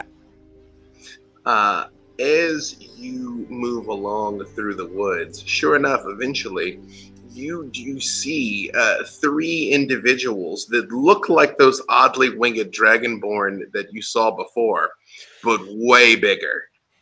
If the dragonborn you saw before were probably about 200, 300 pounds, these guys are about 600, 700 pounds. They are huge and green, and they are pushing this wagon along. And you see one of them stops and is like, meat. And turns and looks right in the direction of you all. Goes, oh, you lads, looks like meat's back on the menu. Yes. And that's a good place for us to take a little break. So we're going to do 10 minutes here. Don't go too far. The drawing is already open or is going to open? It'll start as soon as we go on break. So keep your eyes out for those codes in the chat, everyone. That is a perfect excuse for me to stop talking. So good luck on the drawing. 10 minutes. Don't go nowheres. Hello, it is I, B-Dave Walters, your humble dungeon master, and my pronouns are he, him. I'm Johnny Chiodini, my pronouns are they, them. I'm playing Rust on the Harbour, he, him, a Tabaxi rogue. Hi, I am Rhiannon Frost. My pronouns are she, they. I'm playing Sentry, she, and she is a guardian paladin. Hi, my name is Gabe Hicks. My pronouns are he, they, and I am playing Solaak, the Kalashtar Ranger, whose pronouns are also he, they. Hi, I'm Ellen Rose. My pronouns are she, her, and I am playing Merilwen, whose pronouns are she, her, who is a wood elf druid. I like to turn into cats sometimes. Hi, everybody. I'm Mark Hulmes, also known as Sherlock Hulmes. He, him, she, they, whatever you want, really. I do everything, really, myself. And I'm going to be playing Miria Elithren, who is she, her, who is a Silver Nastri elf, kind of a disguised Shadar-kai elf, necromancy wizard. Hello, and welcome back to Idle Champions Presents Fury of the Black Rose. You all have set upon a party of Trag Draconians, which, if you're not familiar, are big old chonk Draconians. But I would be remiss if I didn't say, in the midst of that break there, after my meat's back on the menu illusion, Mark so astutely pointed out that why do they know what a menu is? And Ellen said something that I need to be restated. It's one of the best puns I've ever heard. On the record, because I said that implies there is a Mordor restaurant industry. And I said Mordor Dash. Mordor Dash. It's a pun so good I wasn't annoyed. And it's so good. I want you to know if we'd been live at the moment, I would have stopped this whole show. I would have been like, that's it, we're done. How am I supposed to follow that? How am I supposed to follow that? And the answer is I'm going to follow it with extreme violence. So with that, good people, please roll initiative. Righty. Get me a little physical dash. Yeah, I'm going back to physical dice after the way I rarely get to roll them. Mm-hmm. I so rarely get to use mine for like playing a character. Fair. I have fairly consistently been betrayed by digital dice. That is true. Right. See, as Rhiannon knows, digital dice treat me very well They normally. do. Like 6 nat 20s Although in one saying session. that, I've had exceptionally good luck as Miria, except for those bloody survival like strength dex con saves. That's the only thing I'm really bad at. That and now you said it out loud. So Yeah. all right. Hang on. That B-Dave's dice have jet lag, and that's why they're not playing Yes. ball this. You know, that's not what's happening. Okay, so full disclosure, because again, you get a little peek behind the curtain. My laptop's being wonky, and I'm about to have to like restart something. And so if I stop talking here in the next 5 seconds, you'll know it didn't work. Can you still hear me? Yep. Mhm. Hey, all right, YOLO, perfect. And it unkerjiggered the thing I needed unkerjiggered. So great, perfect, excellent. All right, Miria. Yes. 14. 14. Sentry. 7. Again, not going last, going first in the second round. Yeah. Rust. 15. 15. Merilwen. 12. 12. Come on, Leanne. Some real numbers. 16. Hey. And the monsters are going first. Yay. Yay, monsters. Okay. Perfect. Okay. Again, you all see these things. Miria, you know exactly what these are. These are the heavy shock troops of the Draconian army. And it is not uncommon for them to be sent on essentially the raiding and extortion missions. They expect people to just give up when you see and just give everything they've got. Like, please don't hurt us, basically. And these things are particularly aggressive. So aggressive. Why don't we just go ahead and start off with some of the worst things here. You see this first one after he says meat's back on the menu. He looks at the other ones and goes, and as he just sort of like belches this horrifying, noxious gas, you see it swirls around him and erupts into flames. And he is going to pick, hang on, where are you on? Rust. Come on. Well, the good news is this should be an easy save. Is this thing rushes forward with astonishing speed and it goes to just charge right into you. I need a dex save, my fair tabaxi. Oh, this should be a should. It's a 15. You know, you needed a 16, Rest. It just slams into you and knocks Rust prone. And does 22 points of fire damage as it just tramples over you. But it turns back around and it goes, oh, these ones ain't even worth it, I think. Just go ahead, use your claws, mates. And you see they hold their hands up, which unfortunately, the good people of Idle Champions voted that these enemies would be few but mighty. And blessed with the gift of speed, so they're really fast and they attack a lot. So here's how we're going to do this. They are going to send 2 attacks at each of you. So Miria, what is your armor class? 18 currently. And let me know what the first hit is because I can always shield it as well if necessary. There's going to be at least 1 hit coming at you. Okay. Even with the shield? No, if you the shield would get you up to my what? shield would get 23. It would take me up to. you're still going to take one hit no matter what, with or without the shield. I won't cast it then. If I take one, Yeah. I won't take it. I won't waste it. Yep. Unfortunately, can't. Oh, hang on. Sorry. If you don't put up the shield, you will get hit twice. I will cast shield. If you put up the shield, you will get hit once. Easily done. 14 points of slashing damage. Sentry, again, what is your AC, my fair 21. Sentient? You are going to get hit once for 14 points of slashing damage. Rust. 15 is my AC. Unfortunately, you are prone, Rust. Yeah. Oh, right. Yeah, that thing. So, Rust, you see one of these things. Again, they move so fast, it's almost a blur. And one of them just stops over you, and it's like... for 28 points of slashing damage. Can I uncanny dodge that? Yep. Well, that's two separate hits. So it's 14 and 14, but you can uncanny dodge one of them. Yep. Oh, you know what? I'm just going to take the whack.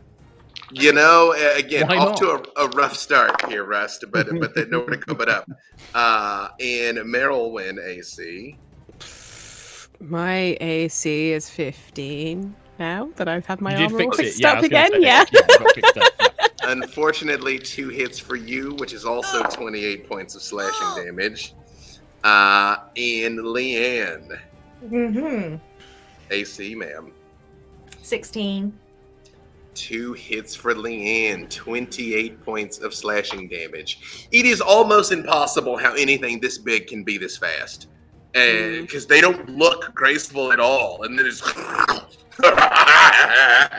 and they stop it and like high-fiving and chest bumping like each other. Here, like, you guys don't matter at all to them. However, Leanne, it is your turn. Is there just, I will say, Miria, you being the only one here who speaks Draconic, they are basically saying to themselves a disgusting mix of insults about your mothers and the assorted things they intend to do to your corpses. Lovely. Basically. Yeah. I don't translate. Yeah. Leanne, it is your turn. Okay, well, Leanne's gonna grab her vine staff and she's gonna walk towards the one who just attacked her. And she goes, well, first of all, I am not meat. And she'll go in for a hopeful hit. Let's see here. That is going to be... Oh, I like how she rolls. That's going to be a 21 to hit. More than enough. These guys don't have particularly high ACs. They're meat sacks. Okay. And then that is going to be 11 bludgeoning damage. Right. 11. And then she has 2 more attacks left. So she goes into swing again. Go for it. That's probably going to whiff with an 11. That is, the first one cracks it on the head, and he turns and looks at you, and you swing the second one, and he just catches your staff and just looks at you. She laughs back. He, aren't you funny? And then the other one is going to hit with a 28. Yep, you basically bring the back end around and crack him again. Yep. Mm-hmm. And that's going to be 10 bludgeoning. And now I'm going to need a DC 17 dexterity saving throw, or this little lovely's going to be restrained by twisting vines for a minute. As you might imagine, he is not terribly dexterous. I didn't think so. He's a bit too chonky. You tell me what it looks like as he's holding one end of the stick and gets cracked with it, how it looks when the vines take him. So basically, as he gets cracked over the head, the vines sort of take that as their cue, and they shoot up and straight out super fast, and they just twist around him almost spring-like, and kind of have it so it's like each arm is suspended by an individual vine, and the legs are wrapped together with a few vines. You see, as he is beginning to get covered up in these, the reptilian slits in his eyes just expand, and his eyes go solid black. He's going, "Rah!" And he still manages to hit you again before it wraps around, and he actually hits you harder than he did before in violent retaliation. He hits you for 18 slashing damage, Leanne, as the vines begin to wrap around him and he struggles against them. Okay, well then the thing is, Arden's not gonna like that.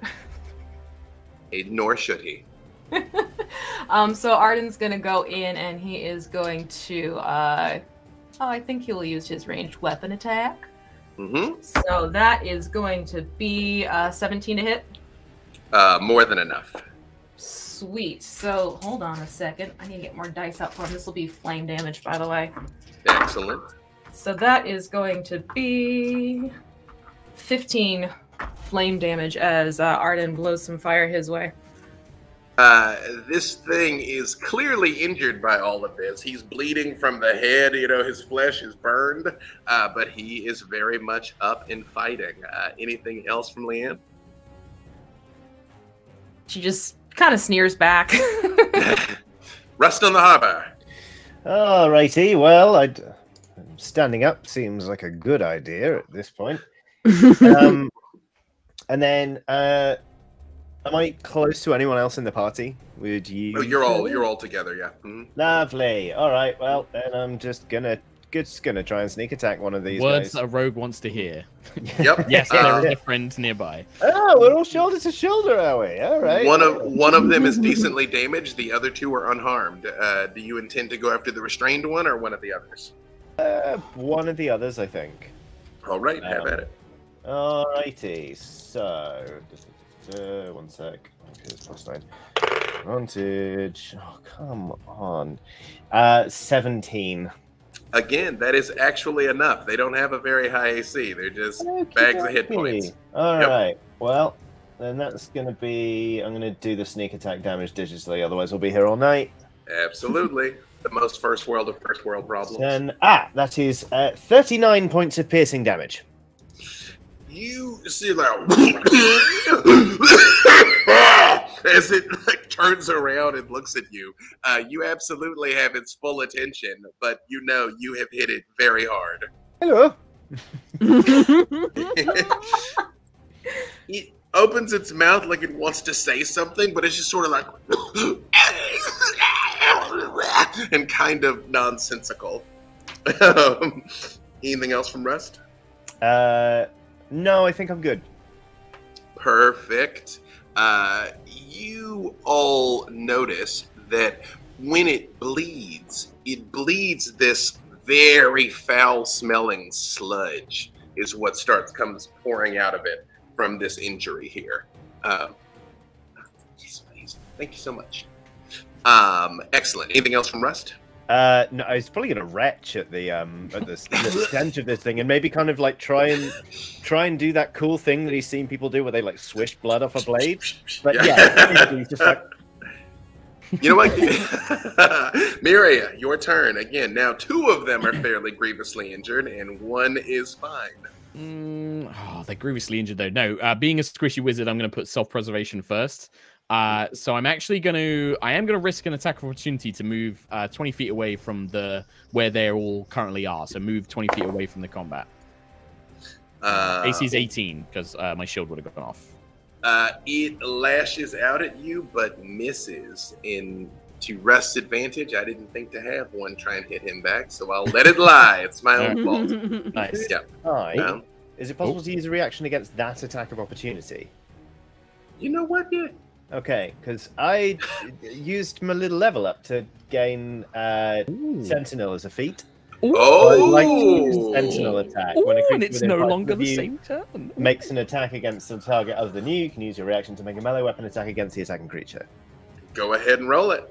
So, okie dokie. You can drop its speed to 0 if you hit. Yes. 2, correct? Yep. Mm-hmm. So that is 21. So then, assuming that hits, more than enough to hit. Yeah. Give us 34 points of piercing damage. Yeah, get sneak attack on the not on your turn. Yep.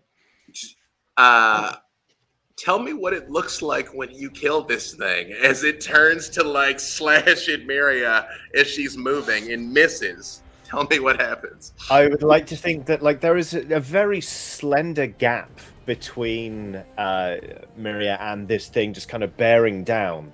And Miria kind of like, darts out the way, like we're talking like hair kind of like stirring from the claws, missing so narrowly. And then kind of as the tableau kind of resolves itself again, Rust is just kind of there like full like lunge and just like just straight through the heart of this thing. You see it looks down at the sword and like looks at the other, and the three of them look truly confused. Like it didn't occur to them that this was going to happen. And it looks at you, Russ, and it goes Blah! And the slime comes hurtling towards you. Give me a death save, Rust. Oh, 25. Yay! You are able to get out of the way as it just sort of like, it looks just very thick when it hits the ground, like, almost like plaster. And this thing just slumps over dead. However, Miria, it actually was your turn. That was my turn. Yeah, that's all Rust just get it. Yeah. So I think Miria like looks at Rust and is like very impressed and sort of very pleased. Like, well done, darling. And then I'm actually not going to do what I was planning to do because these things are a bit weaker than I thought now. So I think what I'm going to do is I'm going to move away and I am going to cast or peace through excessive firepower, Miria. Yeah, maybe. You know what? I'm gonna throw a 4th level, just a blight at the damaged one. The one that's there's one that's still living, but the one that took a bunch of damage last time. I think from Leanne. So I'm gonna cast 4th level blight. Con save 20, please. Give me a perception check first, or insight if insight's higher. They're both about the same. 14. You think it's probably closer to the brink than you think. If you're going to unleash such devastating magic, it might be better served on the fresh one. This isn't such devastating magic. 4th level spell? Nah. I want it to be dead as well, because then I'll get hit points back. And it's a necromancy spell, so I get even more hit points back. So I want it to die. They actually have a pretty chunky con bonus, and I still managed to roll a big old 10. Nice. So that is a failure. All right. In that case, that is going to be 32 points of necrotic damage. It had exactly 32 points left, honestly. Exactly 32. Yep. So tell me what it looks like. So Miria dispatches this thing. So with the skeletal hand, she just gestures, and almost like a black-green wind that almost looks like it's thousands of tiny little biting insects descends on it. And it's kind of like the scene in Raiders of the Lost Ark where you just watch all the kind of like they just get sunken and turn like mega gross as she just sucks the moisture and life out of them. And you watch as that energy then flows back into the hand. And with my Grim Harvest from being a necromancer, I'm going to regain 3 times. So 12, I gain 12 HP back. You all witness as this thing is dying. The wounds on her just begin to close as she is doing this. Unfortunately, Miria, 2 things are going to happen. I did move 20 feet away. Yep, never mind. So 1 thing is going to happen. It goes to get that free lick in and can't, but it can still projectile vomit in its death throes. Absolutely. And I will need a dex save, Miria. Absolutely. I'm really good at these. Yep, 7. Miria, you have this moment where you're like, master of death. You witness everyone fear you in...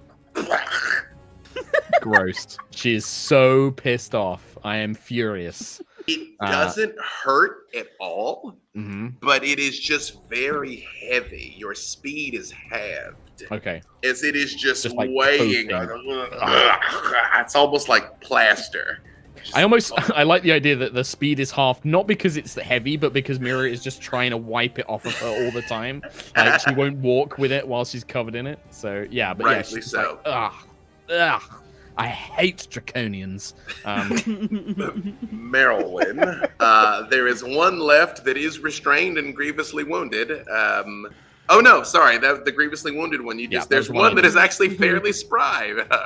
Merilwen and Sentry are going to ruin this guy's day. Short turn. Yeah. So, thinking back to the vision that I had last night, and the power of friendship, all that stuff that I saw happening, Merilwen's going to go to an old favorite. She's going to pick out Moonbeam, and she's going to she's gonna make sure she's seen these things like exploding out this very viscous fluid, and is like, I don't want that on my new armor. My other stuff got absolutely grossed out.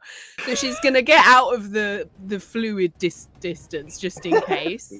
And move your full movement, right? Yeah. Just like, and turn around and just be like, I call upon the powers of the moon. And she's kind of interested also to see how it differs here as well, because it's going to be a different moon. It's a different world, so she wants to try it out. You tell me what the different light of this different moon looks like when it comes down. Okay, well, as it comes down, usually it's a very white mist on Geth. It looks very ethereal, almost angelic, and it's that very you could see that there are elements of sunlight in it, but it's a faded, watered down version. It's very watery looking, and this still has that kind of watery, fluidy motion within the column. But I think here at the moment it's got a slightly redder hue. So sort of like a blood moon kind of color almost, like bokoblins are gonna come back, that sort of color. And she just brings it down in a column directly on top of this big dragon boy, and he has to make a Constitution saving throw, and we'll get damaged either way, but we'll take half if they succeed. What's the DC? So DC is, I think I'm 60. If you go on spells, it should be at the top. He spells? or No, right 18, next to sorry. it. Even, yeah. 18. Unfortunately, 18 is what he got. Okay, so he'll only take half the damage. Mm-hmm. But let's roll this and do that. Let's see what I get. Mm-hmm. Okay, so I got 22, so they'll get 11 damage. Oh, perfect. You see, like the light starts to burn him, and he just looks up at it, and then just like looks down at you, and you just like see that same thing where his pupils just go black. It's just like rage is overcoming him, but you are out of range for him to get his free lick on you, so he's gonna. Unless Sentry can stop him. So, Sentry, it is your turn. All right, Sentry's going to raise Starbreaker in the air and call out its name to increase its size. Moon and stars! Yeah! Starbreaker! And just charge in towards this draconian that's still alive. Have at it. Roll it. Will do, gladly. See, this should be the part where you got a new outfit, like the full Sailor Moon transformation. Yeah. I mean, yeah. Merilwen's bringing the Sailor Moon energy, and then Sentry's bringing the Mecha Gurren Lagann energy into this. Yeah. That's true. I got a 24 to hit. More than enough. Awesome. And I took the feat of Savage Attacker, so I can re-roll my weapons dice once. Yes. Which I'm gonna do because I rolled a 9 on 2d12, so I'm gonna re-roll that. Yep. Cool. That is a 23 on my 2d12s, and then I'm gonna do a level. So you can drop a smite on him. 4 divine smite, yeah, so 5d8. All right. Gonna be gross. Already got 23 here. Yep. 23, 37. About being out of the splash zone, Merilwen. Sometimes the splash zone comes to you. Yeah. You're getting puked on. But you'll probably make the save. 62 damage. That's on top of the 23 from before, though, right? Like it's on top of, or is that separate too? Is it total? Is it That's 62 total. plus 23? 62 total. Well, he had 57, so tell me what it looks like when Sentry dispatches this dude. As he turns and looks at Merilwen, madness taking over. Sentry's going to just pull back the lance and sort of let the power build up from Starbreaker, so the matrix energy fueling into the tip. So this green and gold helix spiraling through, and she just plunges it through into his chest, and then watches him evaporate into like green and gold spory mist. Into the wind he goes. He takes the deep breath to try, but there's a massive hole in his chest now, and it just sort of dissipates as he goes, leaving you all victorious and Miria filthy. The The good news is it just takes an action to kind of... Yeah, and I'm going to use prestidigitation to kind of drain the liquid and throw it on the floor. Probably like give it to Malleus. He'll eat that up. He'll lick it up. He's fine. He's rolling in it. When you look down at him, he's yeah. Cover can disguise my scent.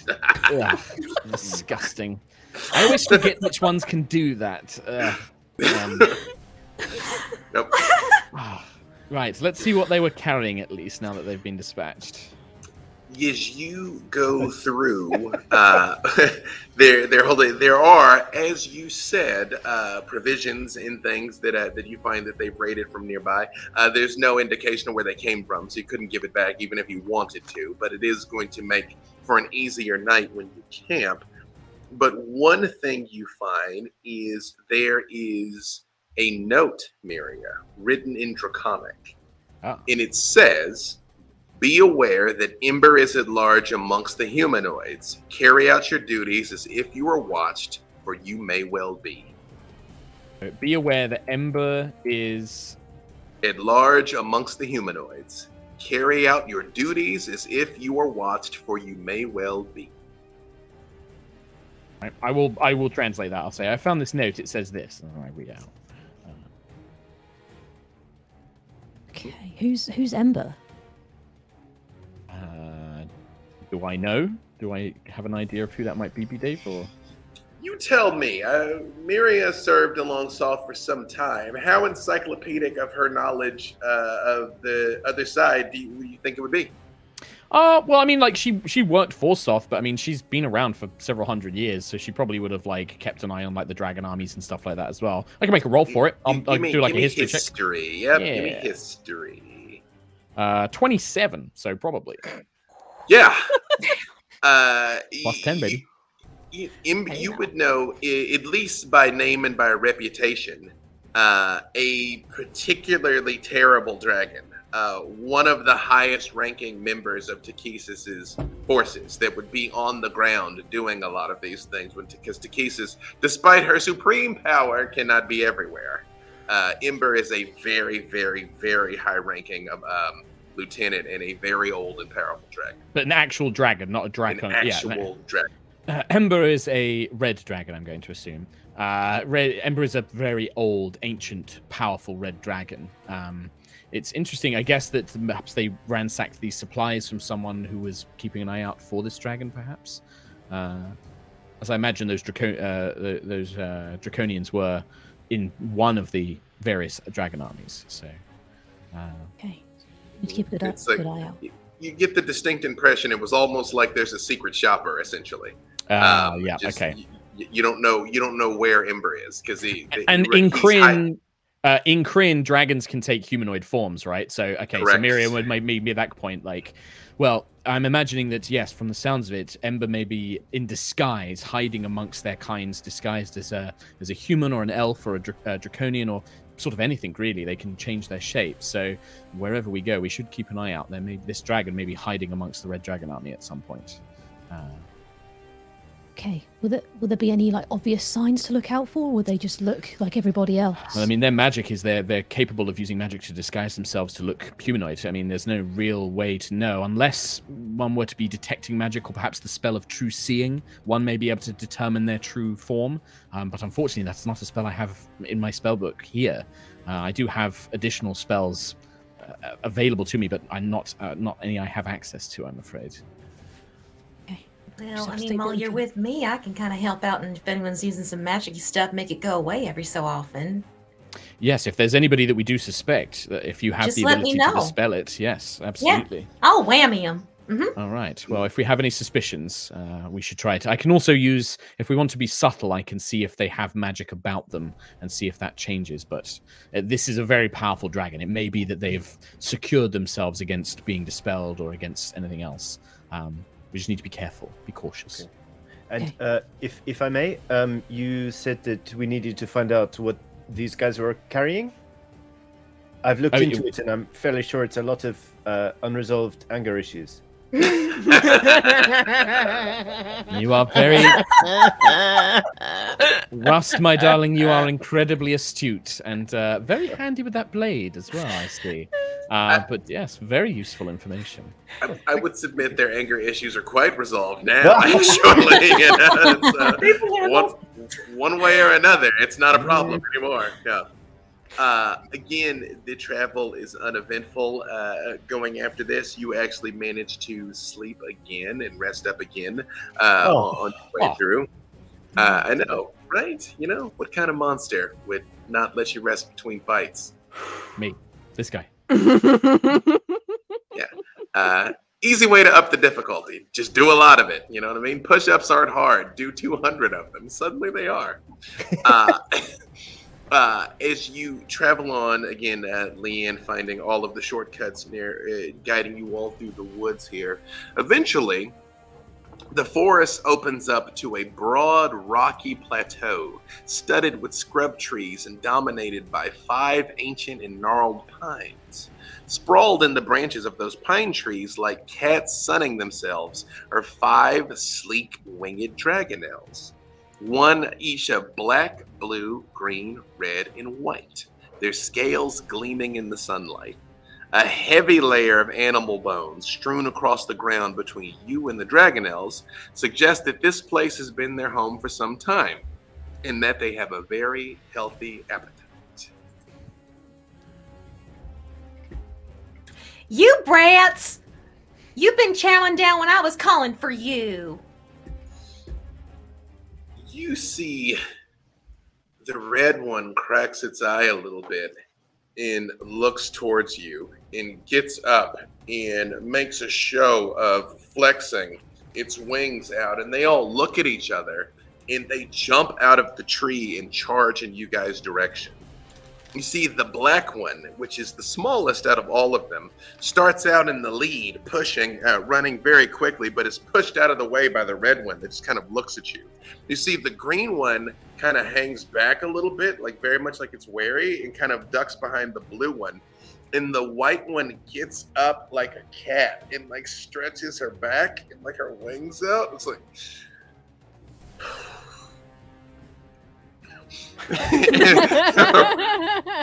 and comes charging over towards you as well. You see as they all land, the black one gets in front of you and very much flexes his chest out and flares his wings and looks and goes, Leanne. Uh-huh. What do you have to say for yourself? What do you have to say to me? I'm magnificent, am I not? And then he like very much looks at you and like turns a little bit to angle himself in the light so that it sparkles on his scale. Yes. Yes, you are absolutely majestic, like the blackest of onyx you can find. You are true majesty and beauty. I'm red, Leanne. Don't you gonna? And the black one is like, aha, onyx. She said onyx. She said that onyx was the best. You all heard that? Onyx, the superior color. I know you're speaking the truth, Leanne. Say it to him again so this big red dummy hears it. I really like that one. He looks down at him again. Excuse me. Let's start over. I'm great and terrible.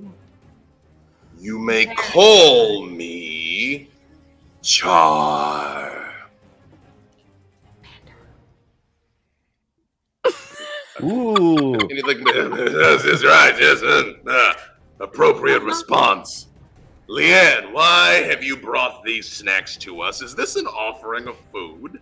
Nope, not snacks, riders. They don't have horses. No, but I have you. And all 5 of them do laugh. Although you see the green one's like very nervous laughing. Did she say something funny? And you see the white one just goes like, not letting anybody ride me, man. What? Like, why? Look at that. You can't even answer. You don't even know. Bones that you see gathering at the bottom here that are getting harder and harder and harder to find.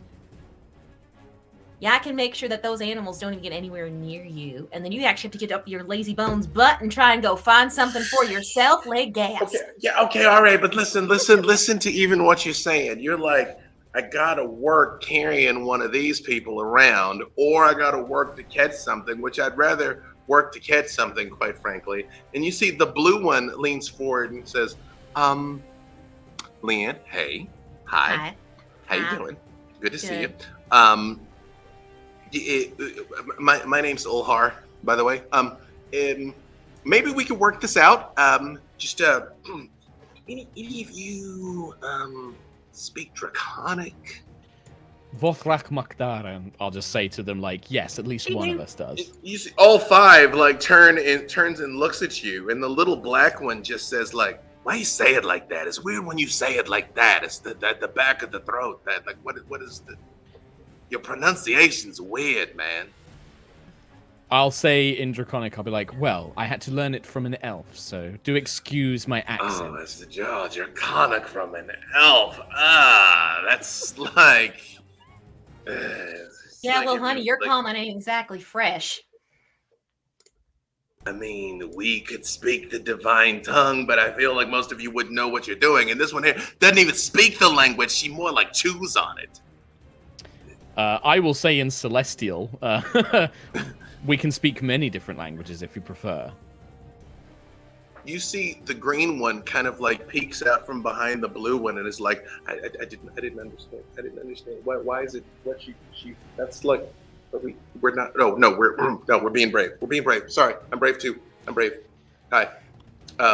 Do any of these creatures look like they could even bear Sentry? Because Sentry's massive, right, and made of like stone and metal. So it's like, does any of them look like? Because I'll sort of like be like eyeing them up, like. They're sturdy dragonel.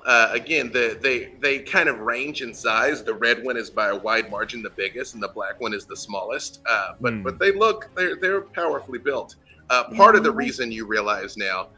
Before was you all couldn't ride on one, but they probably can handle you. And you see, Char says, "I've made a decision because I am, of course, the leader here." And you see the other four just like roll their eyes, although the green one like nods vigorously, like he's in charge. Yeah, he's in charge. Like, perhaps if you all can demonstrate your worthiness to be born by one of us, we might consider it.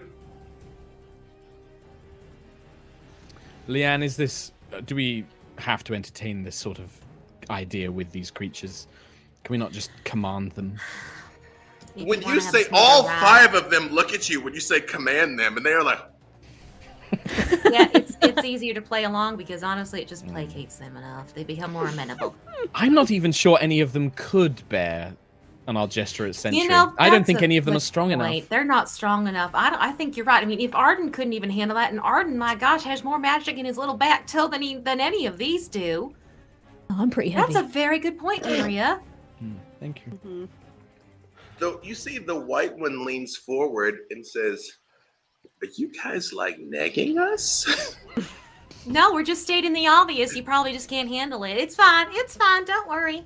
We understand that everyone has their shortcomings. Oh, okay. I guess that means we'll just go back to chilling in the tree, huh? What? And you see all five of them turn around. Well, I think like Miria would single out the white one then and just be like, you're smarter than I gave you credit for. I must admit. I like that one as well. I like the black and the white one. I'm not sure about the rest. Your Draconic's not bad at all. He's just kind of a jerk. He just kind of like, that's his thing. He just has to be disagreeable. All right, you say know, that we... be really annoyed right now. That's such a shame. And we had such a lovely conversation with Takesis. She really did like all of us. She That's was true. Excellent. Yeah. She was so sweet, too. I mean, my goodness. Leanne, you've dealt with these five before. And when you say Takesis, you see they're actually scared for a second. Like all five of them kind of like, it's like a dog when thunder rumbles. And then kind of the mask kind of comes back over them. All but the green one, who's visibly shaking. He's like, the Queen of Dragons knows you? Yeah. But Yeah, I didn't say taquitos. I said taquisis. Let's be clear. I mean, you didn't like tell her about us, did you? Like you didn't let her know that like where we are here. You know I mean, I like, could. She said she loved to chat again, so I mean, I could very easily update her as you needed. Well, so obviously, you know went that from I'm. negging to blackmail. That's cool. Yeah. Mm-hmm. I like that white one. Right. Yeah, I think like Miria would say like, well, I am a wizard of the Tower of High Sorcery. I could send her a message. I could just let her know right now if I suppose we need a ride. I suppose I could ask her for assistance, if necessarily. Merilwen, you see the green one, who is about mid-sized, very cautiously, like, kind of creeps over towards you, and every once in a while he stops, like.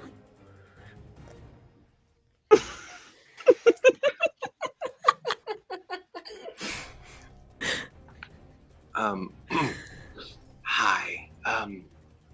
You smell nice, sort of like pine needles and happiness.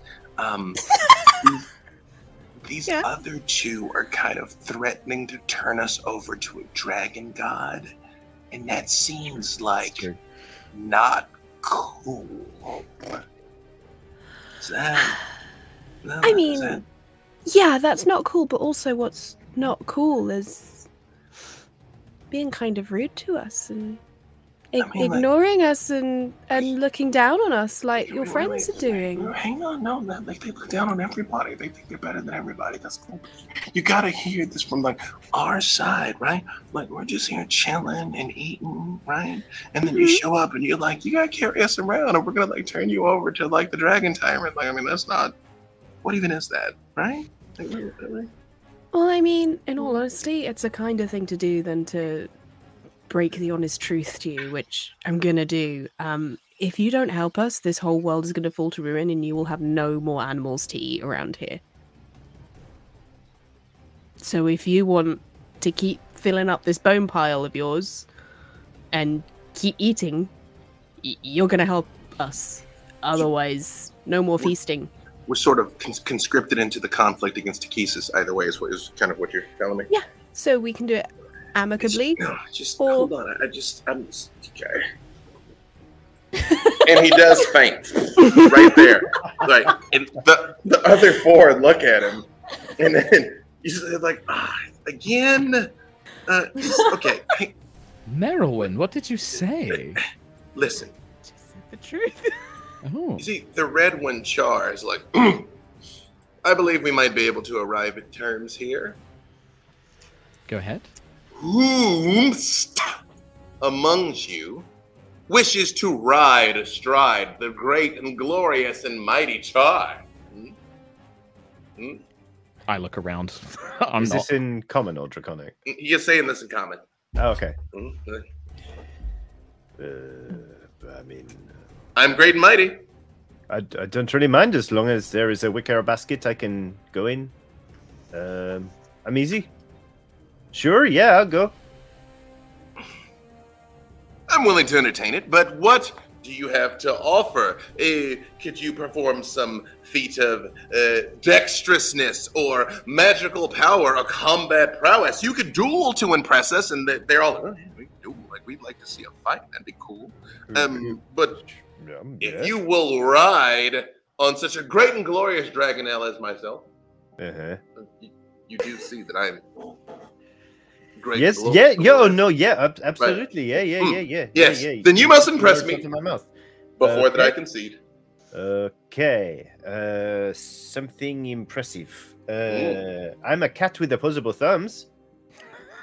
That makes you delicious looking, friend. That's not impressive. Okay, all right. Different tack. I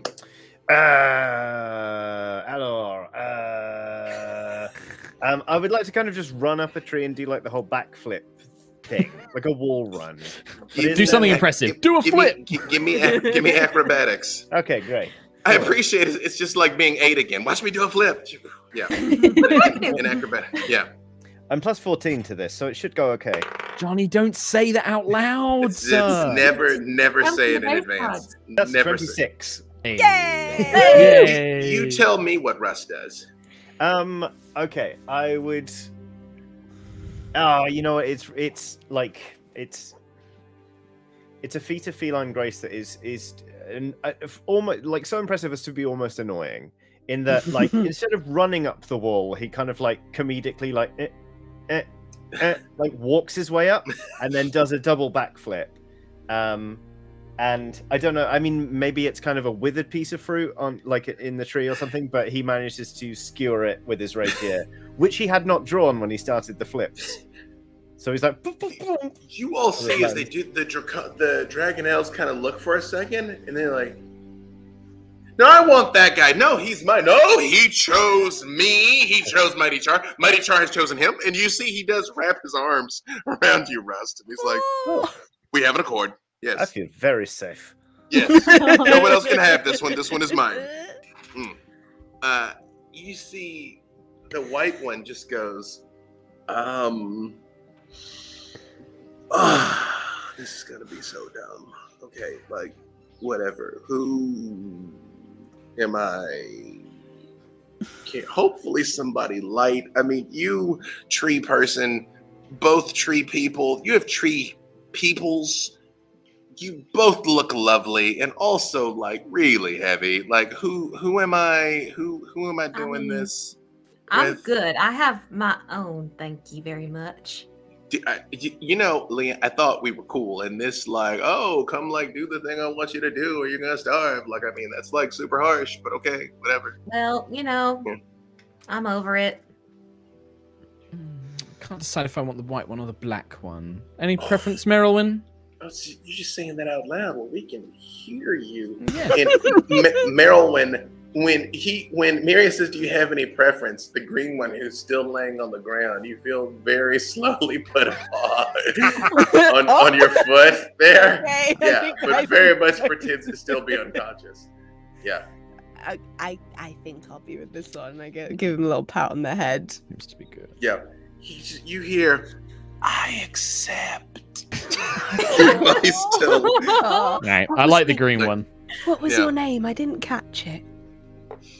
You see, he looks at you and he goes, "You want to know my name?" Yeah. Chuck. Chuck. Okay. Mm-hmm. But if you want to call me something else, that's cool. Like, I mean, like, it's like, see, like the way this works with this is like we kind of have a name that we're given when we hatch, and then but we have a name that we like choose for ourselves when we figure out who we are. But then like sometimes your friends will give you a name, and like you don't want to know the name that these guys call me. So, but if you want to, you know, you think about it now that like you kind of got an idea how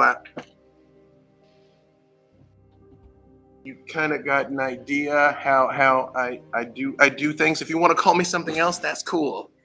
Okay. Yeah. What's your name? I'm Merilwen. That's so nice. Oh, thank you. But is that like a Solamnian thing? Like, I haven't met any like Merilwens. You know, like there's like a bunch of Solaaks. Like that's like a very common name. And like there's like Miria. Anybody said that. Anybody can be named Miria. But I mean, like I've never met a Wait, is this scary lady's name Miria? Because she just gave me a really weird look when I said that. Yeah, it's fine. I'll smooth it over. It's fine. Miria is the most lovely of Solamnian names, but where are you from? Oh, I'm from another place, another land called Geth. I gotta fly like across the ocean. But it's that way.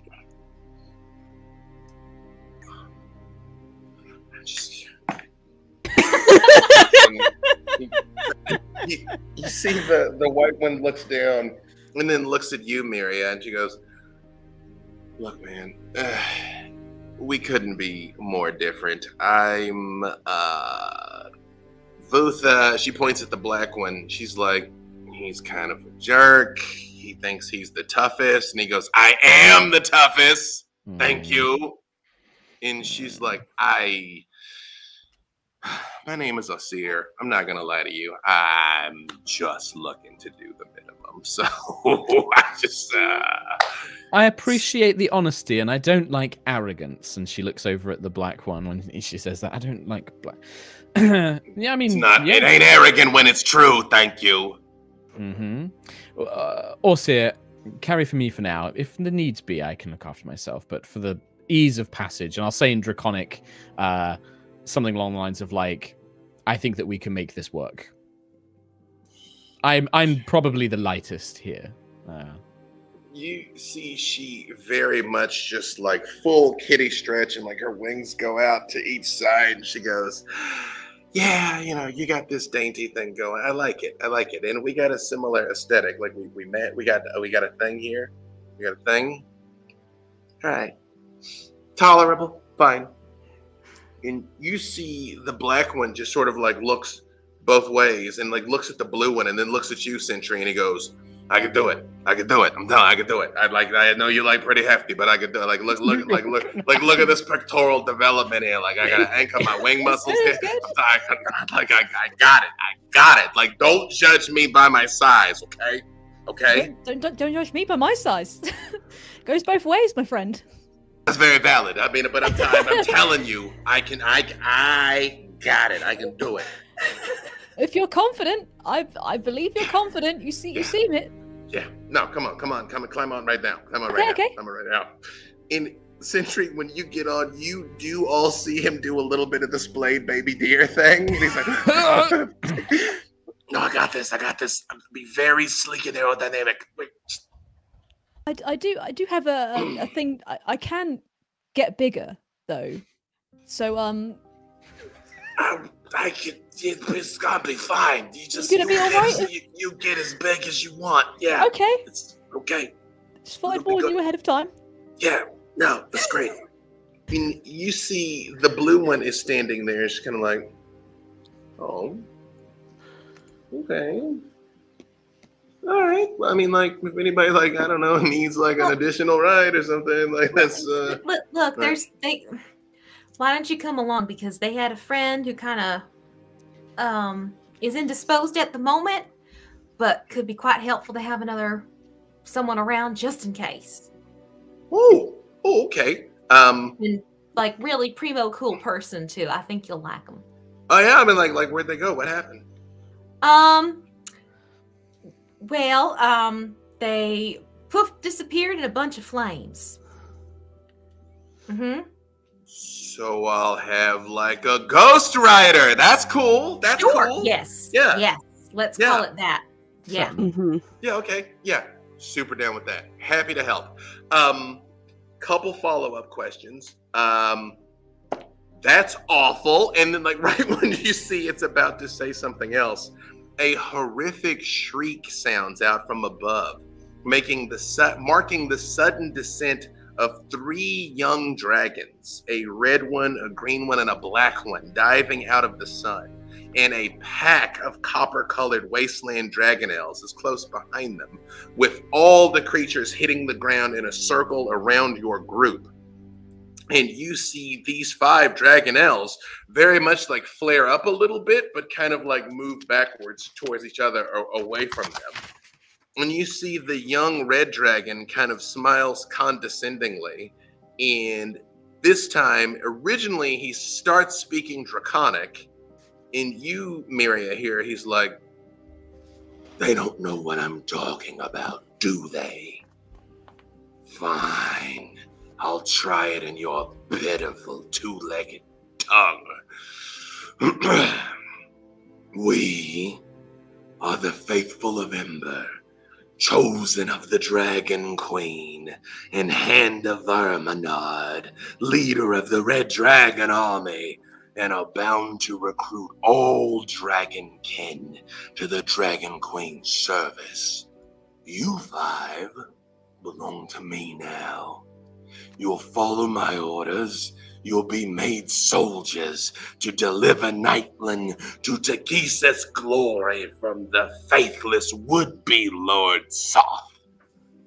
To your pets, these 2-legged things, I offer this choice. Accompany us, accept service with the Red Dragon Army, swearing fealty to Ember, to Verminard, and to Takisis, or die. I will take a long look at the rest of the team. You see the Dragonels are like, I will look at the team, but this dragon called Miria a pet, and she will just look at it really harshly and in Draconic just say, "Do not call me pet, child." You see, although technically they're size large creatures, they're still like about the size of pickup trucks. You know what I mean? They're still fairly big. And when you say it, they all look at each other, and you see the green one kind of like narrows its eyes at you and says, "Ooh, I like this one. Can I have it?" And very much pointing a claw at you, Miria. It says, "Can I have it?" And the red one says, "You're lucky my associate favors you. I might have had to burn you to cinders." And you do see the flames kind of light in his mouth. He's like, "I have lived for more centuries than you have been around. You do not scare me, child." And you see out of the corner of your eye, Miria, a white head leans forward as a seer sort of whispers in your ear, like, "Okay, wait a second. You're being a little harsh right now. Like, are we gonna call me a pet? Call me a pet." No, I don't say that. Miria doesn't I say hear that. No, super valid. And we don't want to do the Red Dragon Army thing. Would have done it. So are we about to like smoke these dudes? I will whisper in Draconic, "Buy us some time," to Orseer, and then I'm going to use Subtle Spell with my Metamagic. I took the Metamagic feat, which allows me to use some sorcery Metamagics. I can't remember what it's called. It is called Metamagic Adept, and I'm going to use Subtle Spell to cast Telepathic Bond with me and the team. So I'm going to put it so that me, Rust, Merilwen, Sentry, and Leanne can all now speak telepathically as I cast Telepathic Bond. And I will just say in your mind, just like, "I am sending this telepathically," because she doesn't know how Rust will react. I am speaking telepathically. Do not speak out loud. You can reply. We can all speak together through our minds. I've used magic subtly so that we can communicate. These creatures will take these. They will take these dragonnels and us to one of the Red Dragon armies. They will take us prisoner necessarily. Do we want to fight? We're not here to serve, are we? We're here to save the people caught up in this conflict, so... If you can try and persuade them, but dragons are notoriously stubborn. You see Sentry, give me a perception check. Okie dokie. That is a 15. You very much feel Vutha tensing up. The only reason he hasn't already charged is, again, he is fighting for his life with you on his back. But he's very much trying to, like, dig in so that he can just go. And you see the big black one notices that also. The red one and the green one have been pretty chatty. The black one hasn't said anything. It just sort of, like, kind of rotates towards Vutha and just like flares its wings a little bit, kind of like peacocking almost. Yeah, yeah. Like let's do it, little dude. You know. Yeah. Sentry will back up Vutha. Sentry will like take his put her hand on his shoulder and just let him know that she's ready to help him out. He looks up and he just sort of like he gives you this weird like sneer that he thinks looks tough. He just goes like, It's like, yeah, Char didn't know. He told me that my look was stupid, but you see it, right? And I'm like, oh no, it's good. I got it. Okay. I think we should do this. Charge! And he does take off running. And I will actually keep the initiative. You know what? For you guys' sake, we can re-roll initiative, because otherwise the monsters are going to go first. So they may or may not. See, I'm not a monster. Guess we'll see. You guys are about to soak up some breath weapons, and you still may be about to. Of course, I get the natural 20 initiative. Yeah, you still may be about to soak up some breath weapons. That's a 10 from me. Aww. I got 14. Let's. Yeah. Hold on. No, I think you guys are still in trouble here. All right, because they actually rolled better this time. I got a 23 on initiative. I rolled a nat 20. You know, they also got a 23, but with your net 20, you will go before them. So technically, you will act simultaneously, Miria, but they also have 23. Perfect. Leanne. 20. 20. Dirty? Natural. Dirty. Hey, perfect. Rust? 10. No, a lot's happening, Rust. Yeah. I'm still trying to work out the syllables that comprise the word telepathically. It's like his eyes have like crossed. It's like, I must know, when Miria's mind reached out and touched yours, what was going through Rust's head that she would have like kind of tuned into that station? Like, what was he thinking? Oh, it's like just circus music. And occasionally just a voice going, 1 gold piece. That's about as complex as it gets. Perfect. Hey, just vibes. Miria? Me to go first? No, what is your 23. Oh, you were natural. Yeah, I got 20, the 23 sorry. with the nat 20. Perfect. Merilwen? I'm 19. Excellent. And Sentry? 14. 14. So, I sent you all in our chat the stats for the dragonnels there. Perfect. I have a nice document to work from, too.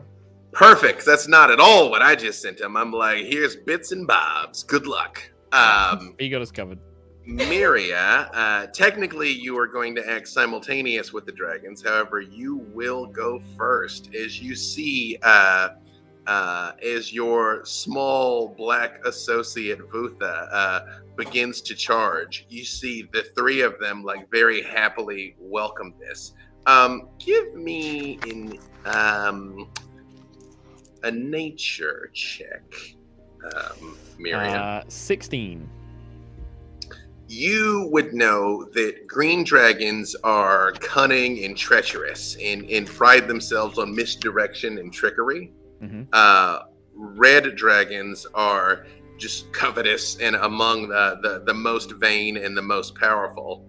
And the black dragons are evil-tempered and vile and cruel. These are just, although these clearly are young dragons, like they are not good sentients. Yeah. But it is your turn. Being Squishy Wizard, I am going to, the first thing I'm going to do is I cast Mirror Image on myself because I know I'm probably about to get whacked. So yeah, Perfect. and I hadn't quite mounted Orsi yet, so she'll be on the ground and I will be surrounded. There are now like 4 Mirias that kind of appear magical hats, Yu-Gi-Oh style. And then thank you for laughing, Johnny. You see, she looks at them all and she goes, whoa. I have to carry 4 of you? What is this? No, what they're is illusions, this? dear. Okay, cool. Right.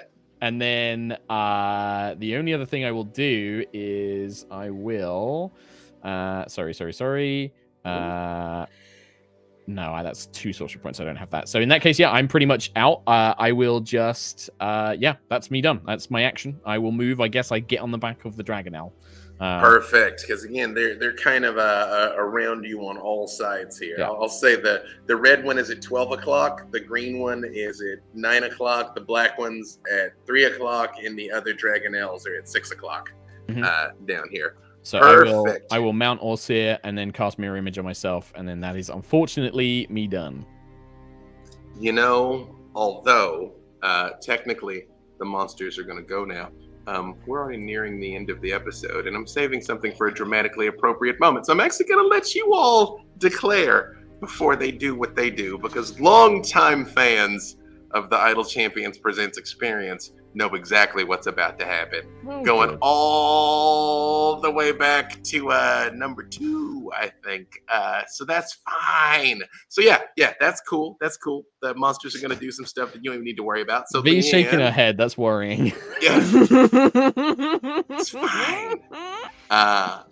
Leanne, what would Leanne like to do? Leanne's gonna jump up onto Arden, and Arden will take flight. And let's see, she's probably gonna shoot off a couple of rounds with her longbow. Mm-hmm. You said there were younger ones, right? Mm-hmm. So she's gonna start Red, picking off red, green, and black. She'll pick off the green one first of the younger Okay. ones. Okay. So she's gonna go in, and she's got 3 of these. Mm-hmm. Hold on. Let's make life slightly easier. Okay, so I think I got for the first one would be a 26 to hit. More than enough. Second one is an 18 to hit. Which is enough. Okay, and the last one would be a 12 to hit. Not enough. That's Bounces kinda off its what armored I crest there. Yep. figured. Okay, so let me I need 2 of these, and I'll give you the damage total. No problem. Rust. No, sorry, Rust isn't on deck. I had that in the wrong order. I apologize. Merilwen will be on deck. Okay, so that's 12 plus another 9 for piercing damage for the 2 that do hit. 21. Perfect. All right, here, let me send this guys to you in a more intelligible form here. Cool. Perfect. Anything else? Do you want Arden to take his attack with my turn as well? I'm assuming? Keep it simple. Okay, he's just gonna do his breath weapon attack. Okay. And that is going to be a dirty 20 to hit. What kind? Which one are you attacking? Fire. The same one. Okay. Mhm. They work together. So that's going to be 15. Perfect. 15 points of fire damage. Yes. Okay. Perfect. Let me get that. All right. Anything else? That's it for the 2 of them. All righty. Merilwen. Okay, I'm gonna leap onto my little green pal. Mm-hmm. And I'm gonna be like, Archer, we're gonna go. You first off, just... Merilwen. There's like 3 of them, and then there's all these dragonnels, and I'm like, okay, I don't want to get conscripted into the dragon army, but I also don't want to die here. I'm kind of freaking out a little bit. I don't really know what to do. Okay, right. You're gonna give me a lift up there. And I'm gonna do something hopefully cool. All right. Yeah. Okay. I'm not gonna make any problem. I'm gonna do my best. And if I do well, are you gonna help me out? Are you gonna help me not die here, right? Yeah. That I don't want you in danger. That's okay. I don't want to be in danger either. So okay. All right, cool. Got it. Follow the plane. Got it. And he does lift off and fly you up. All right. So what I would like to do then is, as I get up high towards the clouds, is I would like to call some lightning down from the sky. Perfect. Cast a spell, choose a point you can see under the cloud, and a bolt of lightning flashes down to that point.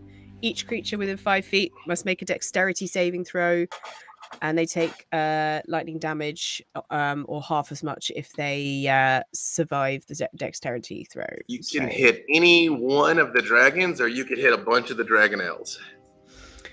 I would like to go for the big dragons. Okay, there's a green one, a red one, and a black one. The green one has been damaged. The other 2 were unharmed. Okay, I'm gonna go for the black one because they were being kind of smarmy. They're particularly foul. Yes. All right. Yep. Dex save. You say right? Yeah. What was the number? 18. This is a surprisingly spry dragon. It does make the save. Okay. Half damage. Mm-hmm. Oh, so yeah, half damage. So cast that. Oops, sorry. I need to hit that. I have rolled Sentry's on deck, and then rest. Sorry, go ahead. 21. 21 points. Is That's that the half? total. So That's half is 10. Right, half so is 10. 10. Yeah. Okay, Round down. perfect. You see the lightning comes down on it, and you see it just looks down and slowly looks up at you, Merilwen, and just kind of turns its Badass. head, but doesn't say anything. Yeah. I'm just like, Perfect. whatever. Anything else from Still, Merilwen? like, pointing at the cloud and pointing at it. Perfect. Anything else? You good? Yeah, I think that's me. Can my little dragonnel do anything? Do I Sure have to tell them? Yep. So I would like my little green bird to do the multi-attack. So zoom in and do a rend and an acid spit. Perfect. Yeah. Go ahead and roll it. Okay, so the rend melee attack +5 to hit, reach 5 foot.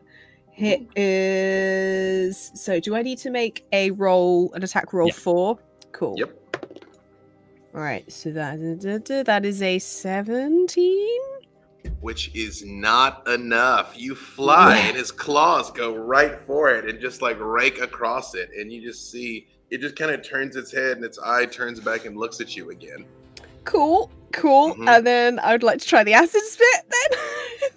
Then is that a separate roll or is that the same? No, You it's you see make another roll. Direct hit. It goes to spit, and you see it hits it, and it just doesn't flinch. You hear the acid hissing as it's like draining down, and it's like unfazed. God, Would Miria be able to like call out and say like the black ones, they're immune to acid? You sure can, which Merilwen you're putting together right about now too. Yeah. Yep. Anything else?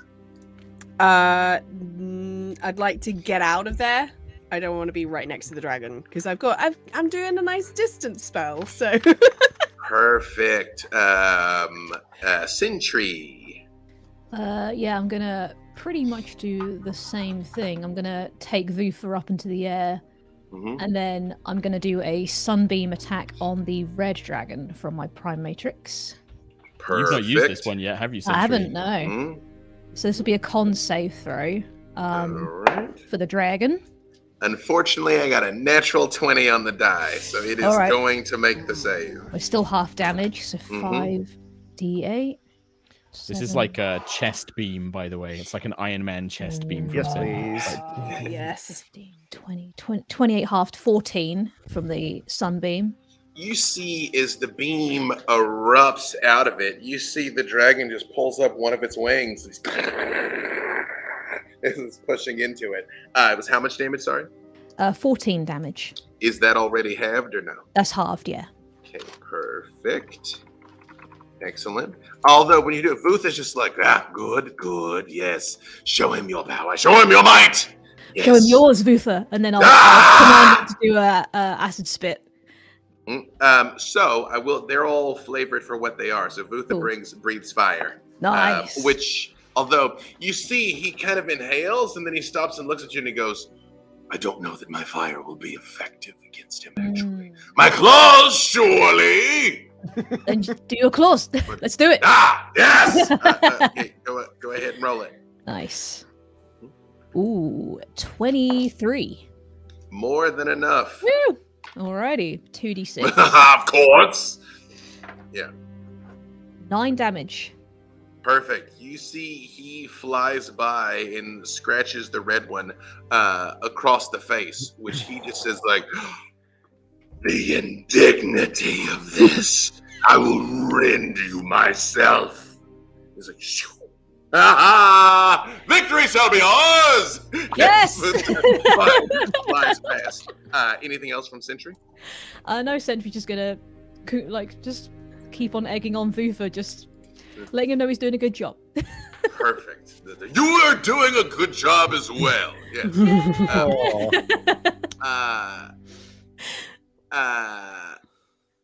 Rest. Yes, I would like to jump on back of Char. I'm going to pile into the green one. I'm going to draw my rapier and be like, "Put me in poking range of that one." You see, he was watching Vutha do all this, and you see, like, he very much kind of like, mean, it was kind of neat if you're into that. For being so small, he was. Oh, right. Oh, it's our turn. Yes. Yeah, we're right. up. Yeah. Yes. I will do a better job. And he does charge in towards the green one. Fantastic. Once we get in range, I would like. Well, I'd like to stab it with a rapier. Yep, have at it.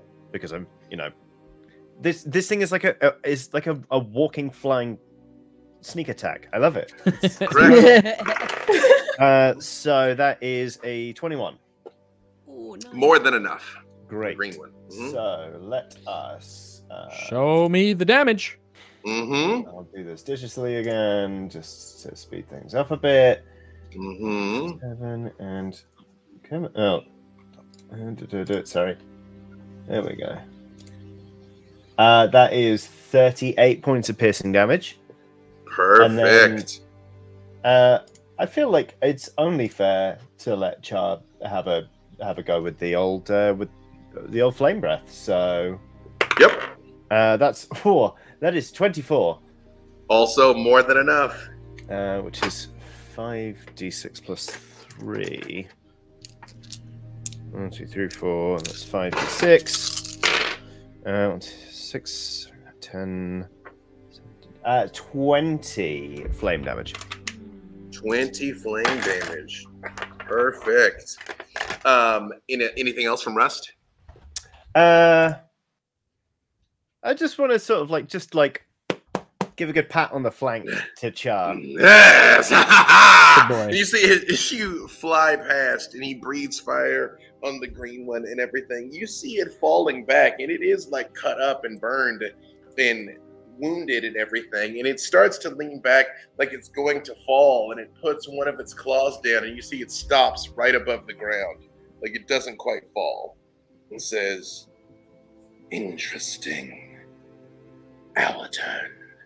And all three of them unleash their breath weapons simultaneously, because I was just going to give you a chance to see if you could manage to kill one of them first before this happened. The calamitous flame breath. So I need 3 dex saves. Sorry, I don't need 3 dex saves. I need a con save, a dex save, and 2 dex saves. A con save and 2 dex saves. So give me the con save first. And are we rolling for the dragonnels as well, B-Dave, or just ourselves? For this, I'll let them just kind of go with you. All right, nice. Okay. In the interest of time. So con saves. Miria? The first con save would have been a whopping 11 for me. Perfect. Leanne? 17. Perfect. Merilwen? 11. Perfect. Sentry? 14. Perfect. And Rust? 9. So the DC on that was 14, which I think only Sentry and Leanne beat. Those of you that didn't make the save take 42 points of poison damage. Those that did make the save take 21 points of poison damage, not counting any sort of mitigation that you've got. I would like to uncanny dodge that. Well, you can, but be advised, 2 more coming down range. So I'll leave it up to you if you want to use it now or take your chances. I'll take my chances. Well, you know what? Again, because we're amongst friends here at Idle Champions, the next 2 saves are dex saves, which you should be good at. Oh, yeah. No. But who can say? Yeah. Mm-hmm.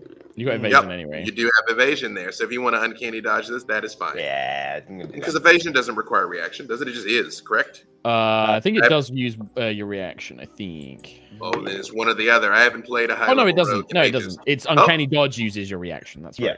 Perfect. Then yes, you can uncanny dodge that. Dex saves all around. Miria. 22. Perfect. Leanne.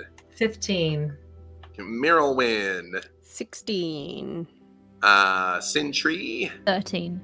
And Rust. 14. Only Miria gets out of the way of this one, unfortunately, as you take 56 points of fire damage. you see the poisonous gas in the flames are mixing into this like acidic soup here. And the black dragon looks at all of you and opens his mouth like he's about to say something, and just acid instead, and still doesn't say a word. One more dex save. Okay. What was the damage on that? Sorry. Yeah. It was 56. 56. I took 23. Yeah. Is Merilwen up? Merilwen's unconscious. Yeah. You all see I'm about to be. Merilwen in her heroic mount just go plummeting back down to the ground here. Unfortunately, the black one is still going to breathe his acid, which is going to be one automatic failed death save. Merilwen, as the rest of you give me dex saves. The good news is this dex save is a slightly lower. But Okay. Can I just say I absolutely nailed the final dex save? Spotty just rolled out of the way. Can you give that to somebody else? Can I have that one? I got 13 on my final one. 13. Sentry. 8. Rust. 24. Leanne. 7. Johnny, on that last one, because you failed it, right? Yeah.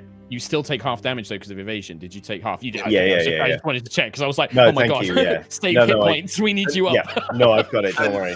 Fortunately, only Rust makes this save, and you take 49 points of acid damage. Oh, Miria is down. Team unconscious. The rest of you still up here as Miria falls? Mm-hmm. You see as Merilwen collapses, as Miria falls to the ground here, right next to her white dragonnel that kind of like slumps to the side again. You see the red one turns and just kind of like looks at all of you and says, Mother will be pleased with this, I think. Dragonnels, finish them. And the dragonnels come swooping in. And that is a good place for us to stop here. Because it's gonna be fine. Don't worry about it. You just need one of you to survive and the story goes on. So If I had, I'm so annoyed. If I had done the other thing I was thinking of, I would have been fine. But I'm so annoyed. I should have gone for the green. I should have gone for the green. Well, I'd like to thank the good people of Idle Champions for voting for a hopeful Merilwen. I can do this. We got some drawings. Again, I didn't say out loud the Beadle and Grimm's drawing, but I think it went up in chat on time, right? Yeah, it went up in time. Perfect. I was busy being terrible there. Yeah, this happened again in like the second Idle Champions. There was 3 dragons, and they were like, "Yay, we're winning!" And I was like, "But you didn't finish them, breath weapons." Blah. Yep, roll it. Yeah. Yep. Perfect. It's fine. Don't worry about it. You won't have any problems until you fight one dragon with 5 heads, and that's cool. Yeah, this is just 3. So, hey, thank you all for tuning in for what may well be the last episode of Idle Champions Presents Fury of the Black Rose. Giveaway winners, though, again, no matter how poorly this is going for them, it's going great for some of you. Nighthawk78 wins the WizKids D&D Icons of the Realm Dragonlance Shadow of the Dragon Queen Red Ruin and Red Dragonelle. Congratulations. Again, pay attention to your whispers there in Twitch. That's how we're going to reach out to you. The Rolling Ventures Collection, High Rollers Dragonlance Skin Bundle and Ox Ventures Dragonlance Skin Bundle is for Mr. Boss 79. Use code DRAGONSLAY at ddmini.com for 10% off your next order. Thank you, WizKids. That expires March 31st. Our episode 3, Beadle and Grimm, a giveaway winner, which is the Druid dice set. Does anybody have the Druid dice handy there? Yes, we do. There you go. Druid dice. Yep. There you go. Our winner is Second Valve. Thank you, Second Valve. Thank you to V and Jake for producing, and V pulling double duty today as Leanne. Thank you so much for joining us. Thank you to Jay and Jordan for moderating. Thank you to Ellen, Johnny, Mark, and Rhiannon for bringing the characters of their characters to Idle Champions Presents. I wish I could say I'm sorry. You all know I'm not. Gabe will be back next week. It'll just be the John Travolta meme of Gabe just walking. Well, that's it. Yeah, Solaak is in the Tiamat realm, so he's fine. So true. That's weird to think that that's preferential. Being like stuck somewhere with Tiamat is better, right? Yeah. And again, this is the part where it says thank you to me, which is weird. I can't say anything. Thank you, Thank you, B-Day. Thank you. The red, white, and green Dragonel familiar packs will be available on Wednesday at 12 p.m.